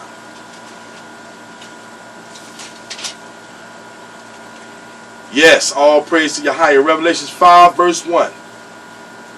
And I saw in the right hand of him that sat on the throne a book written. Woo, stop right there. What that say he's talking about? Ain't he on the throne? That's right. Ain't that's heaven? That's right. This book was already written in heaven, family. Carry on, L. But then on the back seal. Backside. Backside seal with 7 seals. And I saw a strong angel proclaiming with a loud voice, Who is worthy to open the book and to loose the seals thereof? And no man in heaven, nor on earth, neither under the earth was able to open the book, neither to look thereon. And I wept much because no man was found worthy to open and to read the book, neither to look therein. And one of the elders said unto me, Weep not. Behold, the lion. The who? The lion. The who? The lion. The who? The lion of the tribe of Yehuda and the root of David hath prevailed to open the book and to loosen the 7 seals thereof. Stop right there, elder.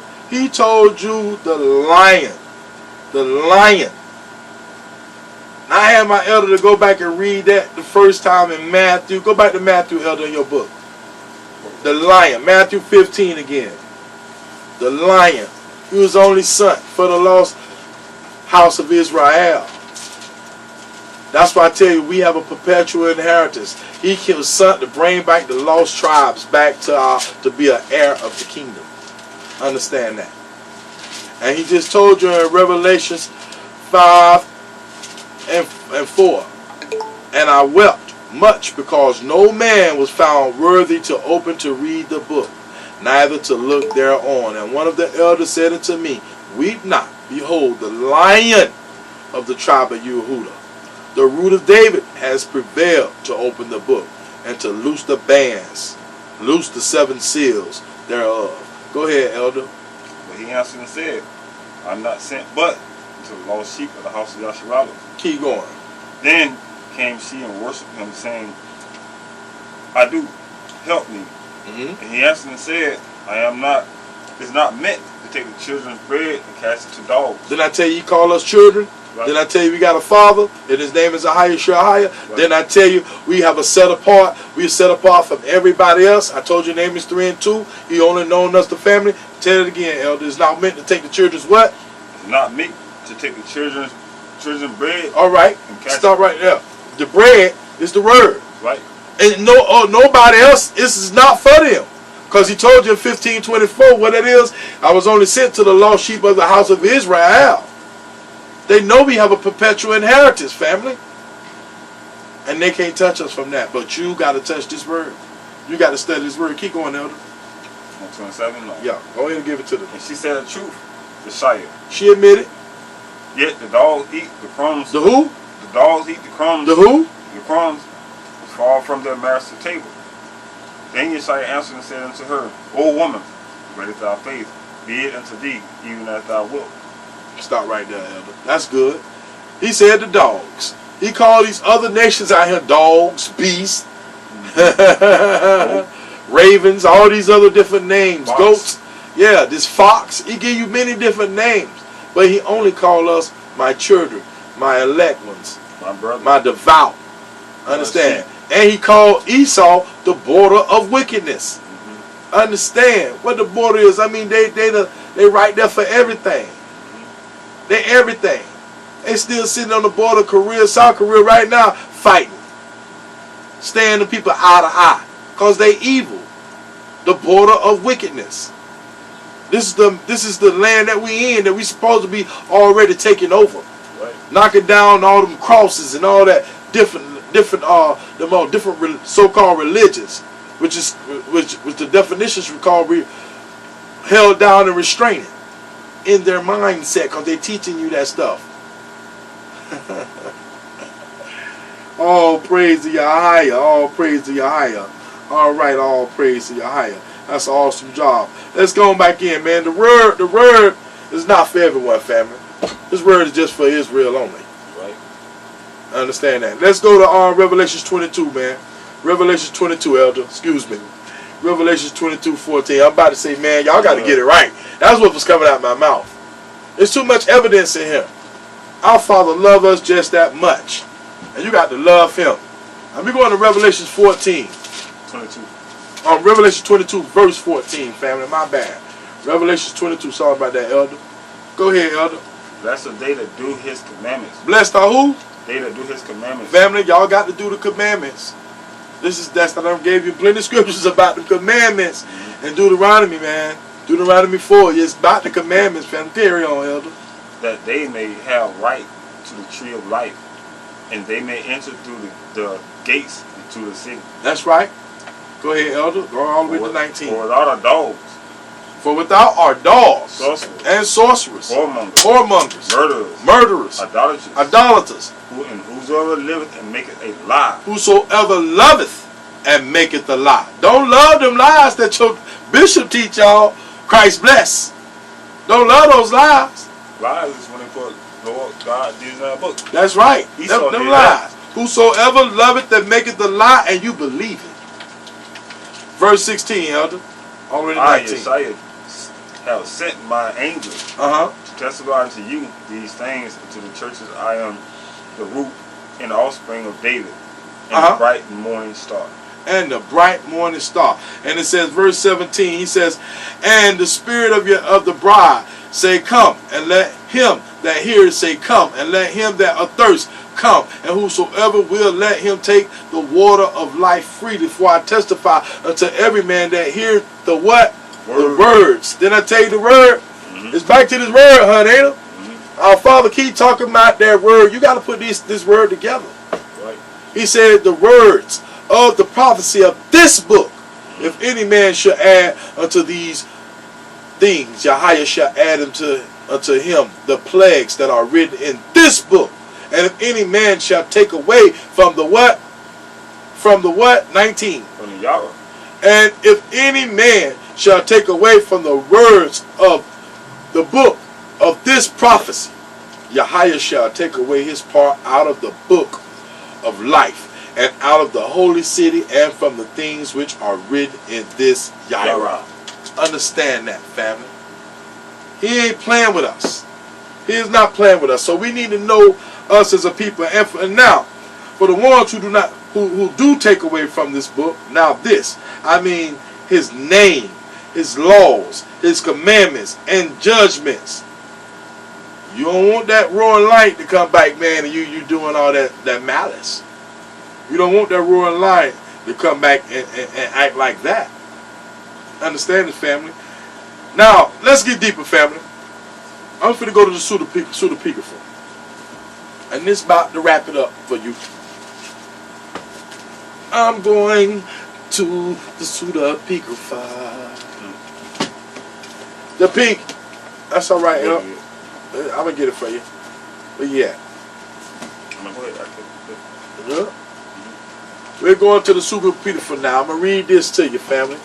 And this is deep. Now, we already know family, we have a perpetual inheritance.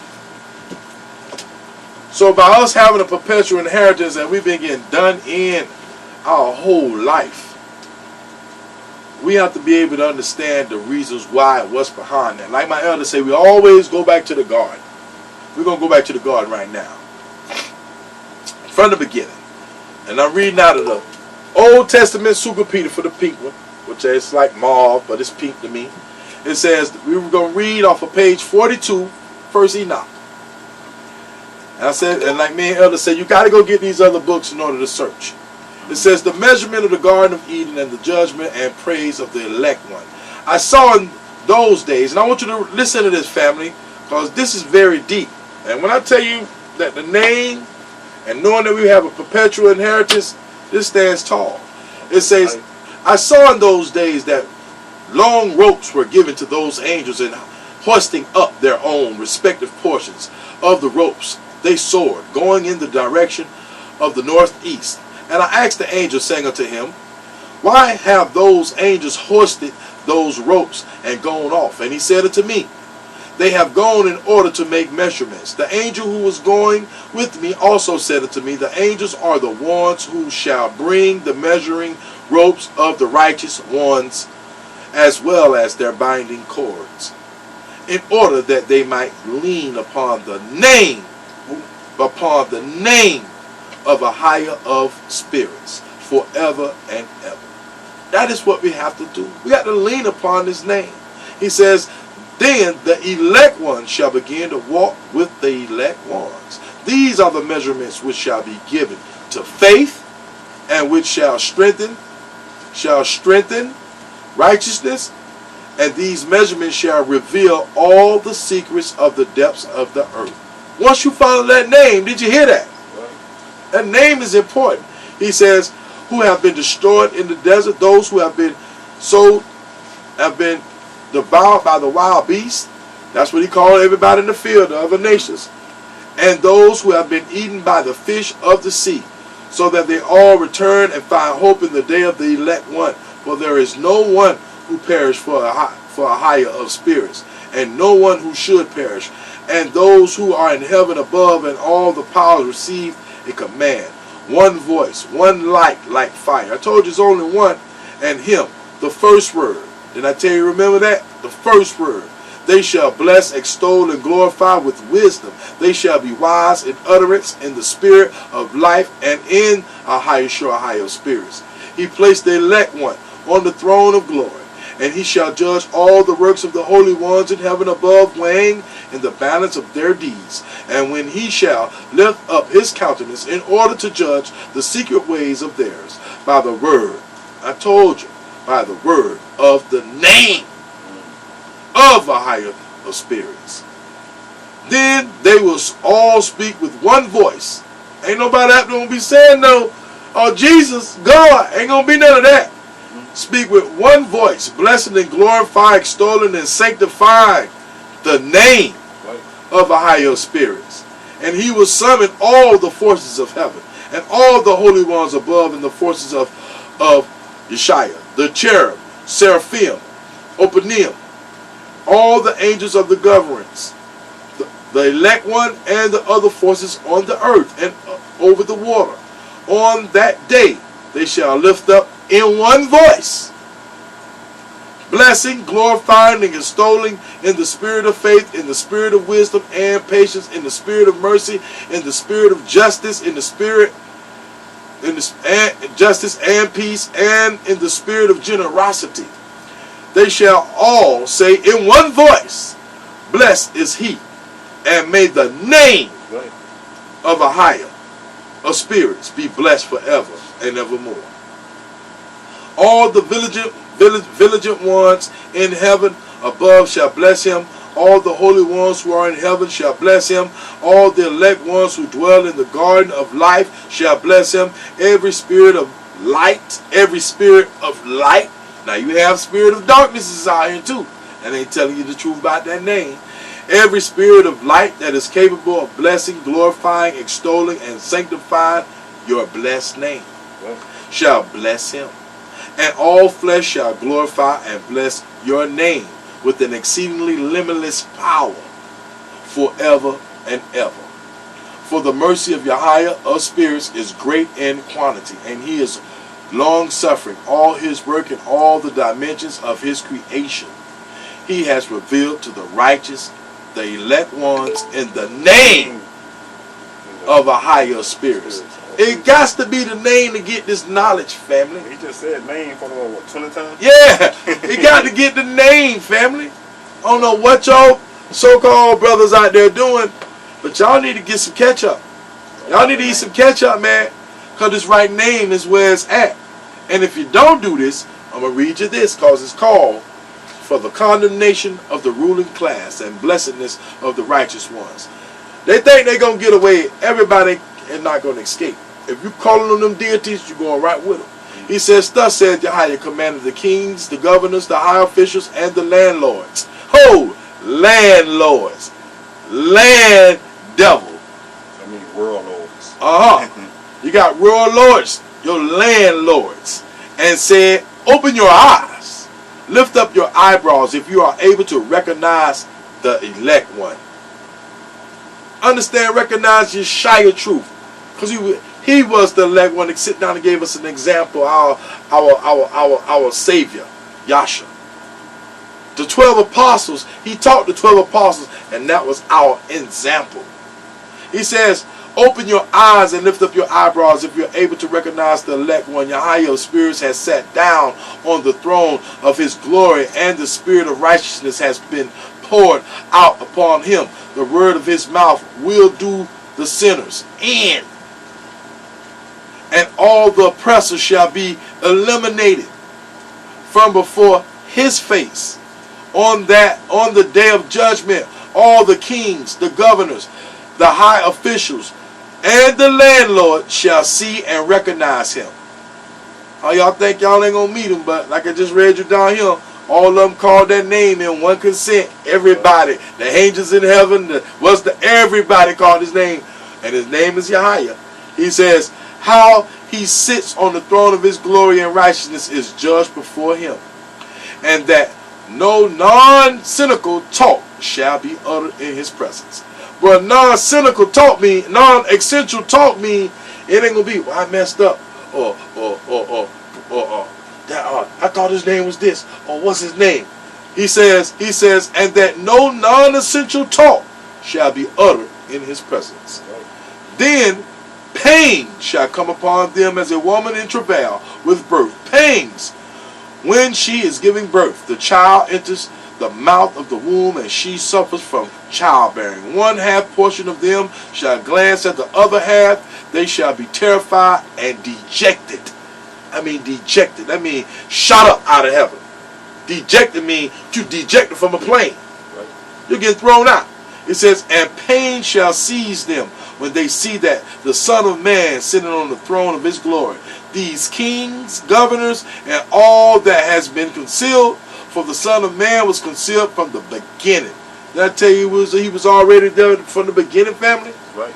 And the Most High One preserved him in the presence of his power.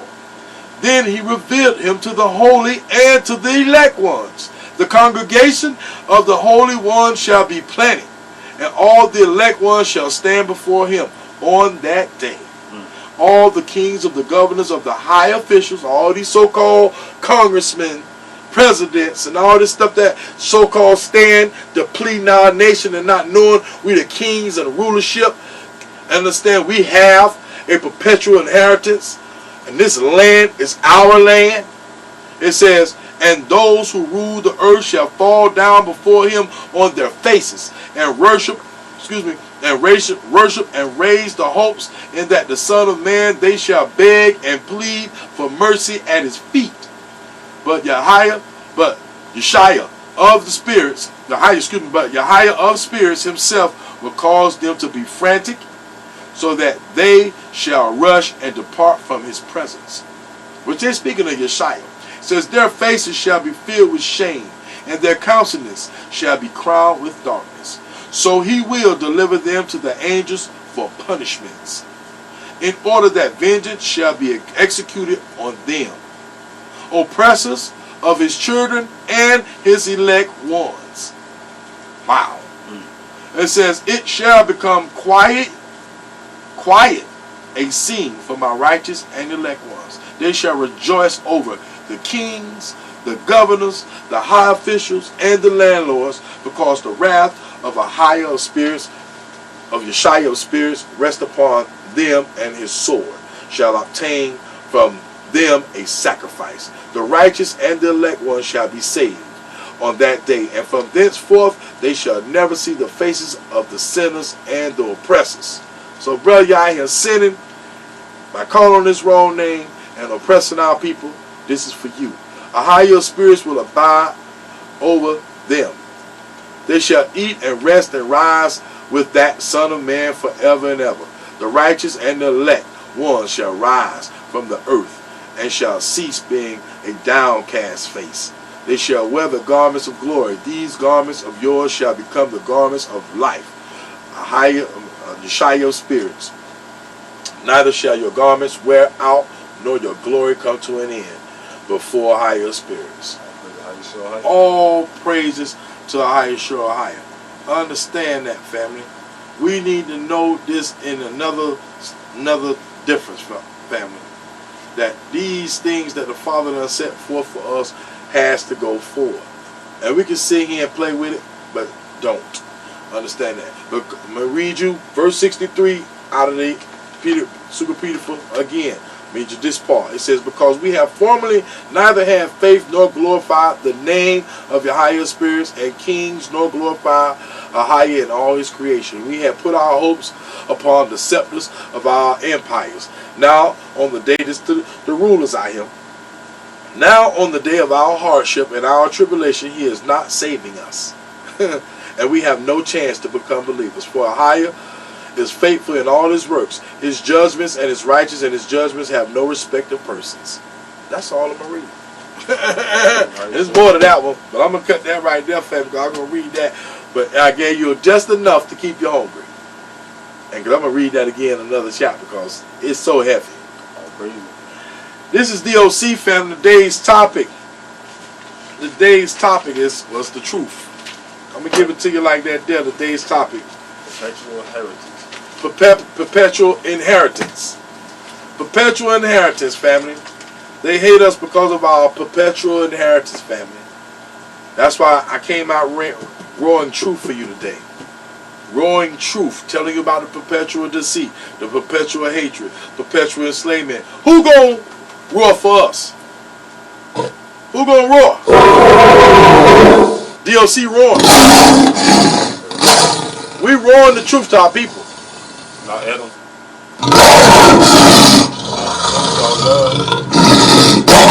Wake up!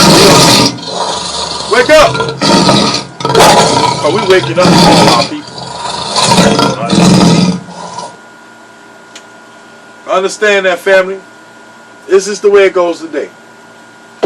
This was brought forth for y'all to let y'all know we are of that chosen vine and chosen seed. May my elder come in countless every Shabbat to break y'all this truth. Right. And I tell you right now, we need to start roaring this truth like that. Like you hear that lion right down there in front of us. Right. Roaring that truth. Stop giving these whispering lies that y'all give, right, and want to hear that sweetness from your pastors and get deceived all the way to the pits of hell. Right. No, we have to endure this truth. It means endure means you got to overcome. You got to overdrive. If you mess up, get back up and stand up. Right. Go ask the Father of repentance, because you got the right name to ask Him for repentance. His name is Ahia. You have the right to do that. Right. You are heir. That's right. We have a perpetual inheritance, family.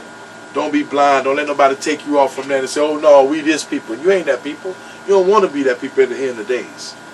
You want to be who you are, the chosen seed. It's the chosen seed. Understand that. The famous name for Yasharala, Oma child of God. Come on, Yasharala. I mean, you the child of the devil. Study to show thyself approved, family. Understand. When we say go seek the scriptures, that's what we mean.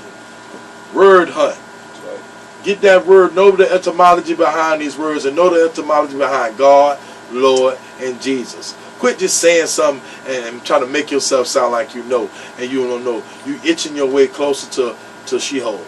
Right. You need to know the truth, man. Quit playing, pick up that book, go in and read by yourself and study, or study with us. That's right. You can call us anytime and get with us.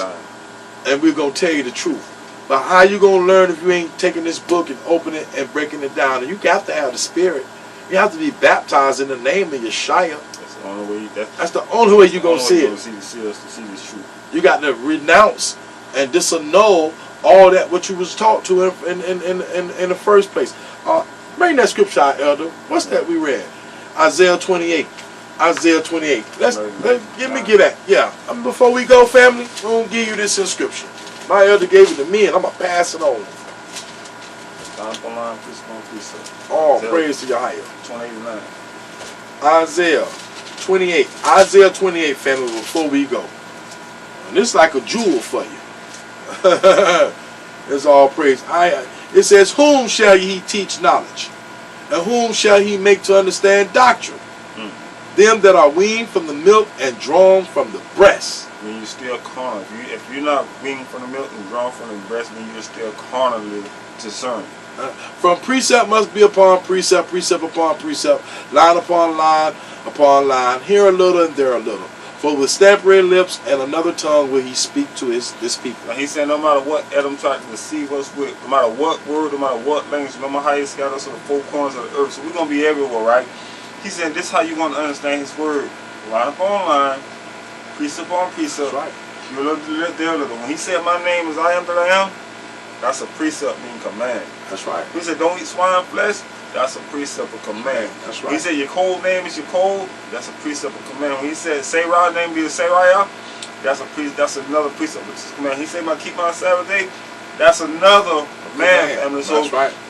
by following these commands, we'll see what the devil wrote in our Bible. That's right. Yahweh. He teaches us here how to see, read it from the top. He says, for precept must be upon precept. You want to go to 9, Elder? Yeah, 9.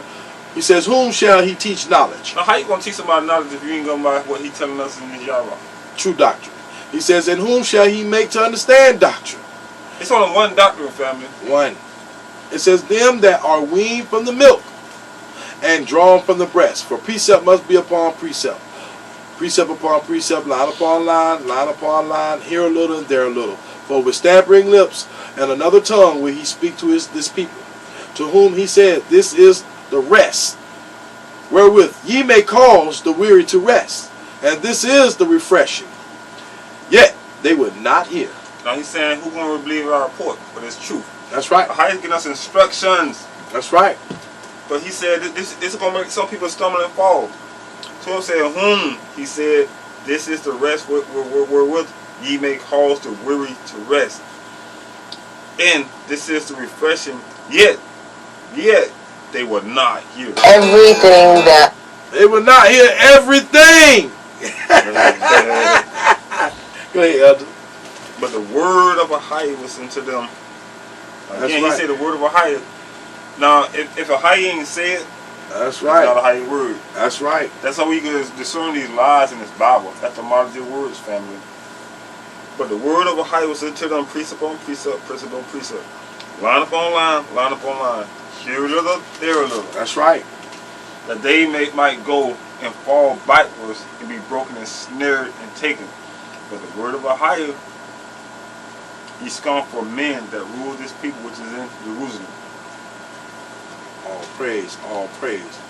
I wanted you to get a big picture of that, family, because he says, verse 15, because ye have said we have made a covenant with death. All that. Yeah, you made a covenant with death, family.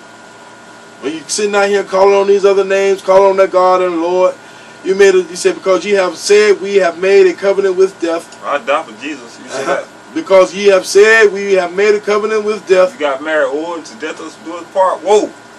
Because ye have said we have made covenant with death, and with hell are we at agreement. When the overflowing scourge shall pass through, it shall not come unto us. For we have made lies. We have made lies. We made lies. We made a covenant with Lord God, Jesus, the death, the devil, family. Our refuge, and under falsehood have we hid ourselves. That's the word for the day, family, from DOC. Today's topic was called Perpetual Inheritance. And this is the reason why they hate us, because they know we got a perpetual inheritance. And we've been roaring truth for you all day in the Shabbat. Right. Well, this is DOC. This is my elder Right. Yabo, And and this General Yaakov. And we say all praise to Yahweh first foremost. Shalom. Shalom, family. Oh, praise All Ahia. praise. Isaiah 26 from the top.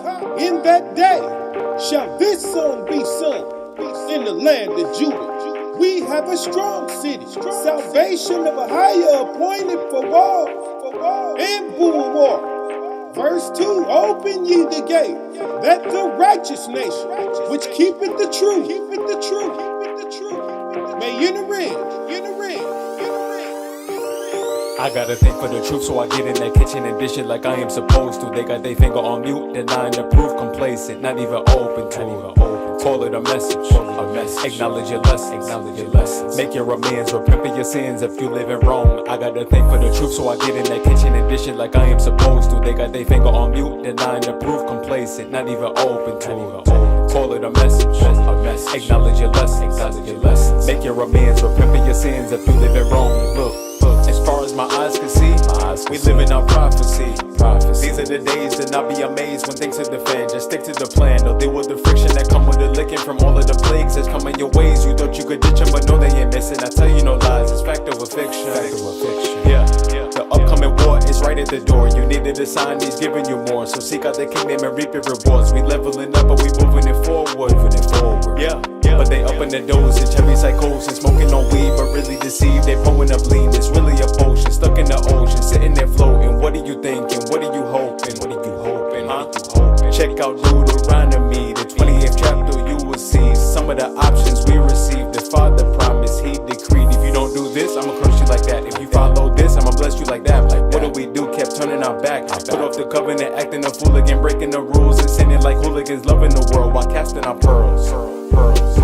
Neglecting the Savior, but loving the world. Neglecting the Savior, but loving the world. Neglecting the Savior, but loving the world. Neglecting the Savior, but loving the world.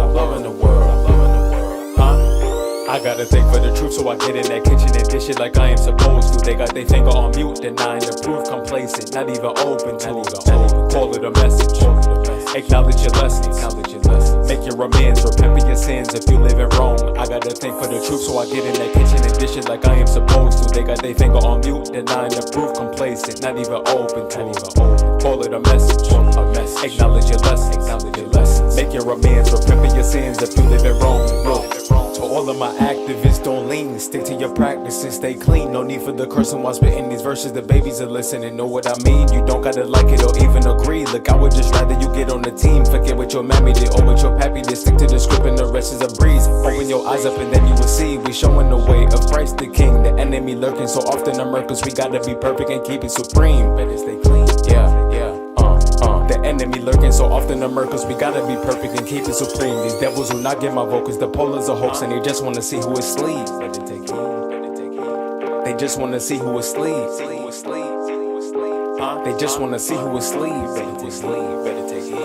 They just wanna see who is asleep. I gotta think for the truth, so I get in that kitchen and dish it like I am supposed to. They got their finger on mute, denying the proof, complacent, not even open to it. Call it a message, acknowledge your lessons, make your amends, repent for your sins if you live in Rome. I gotta think for the truth, so I get in that kitchen and dish it like I am supposed to. They got their finger on mute, denying the proof, complacent, not even open to it.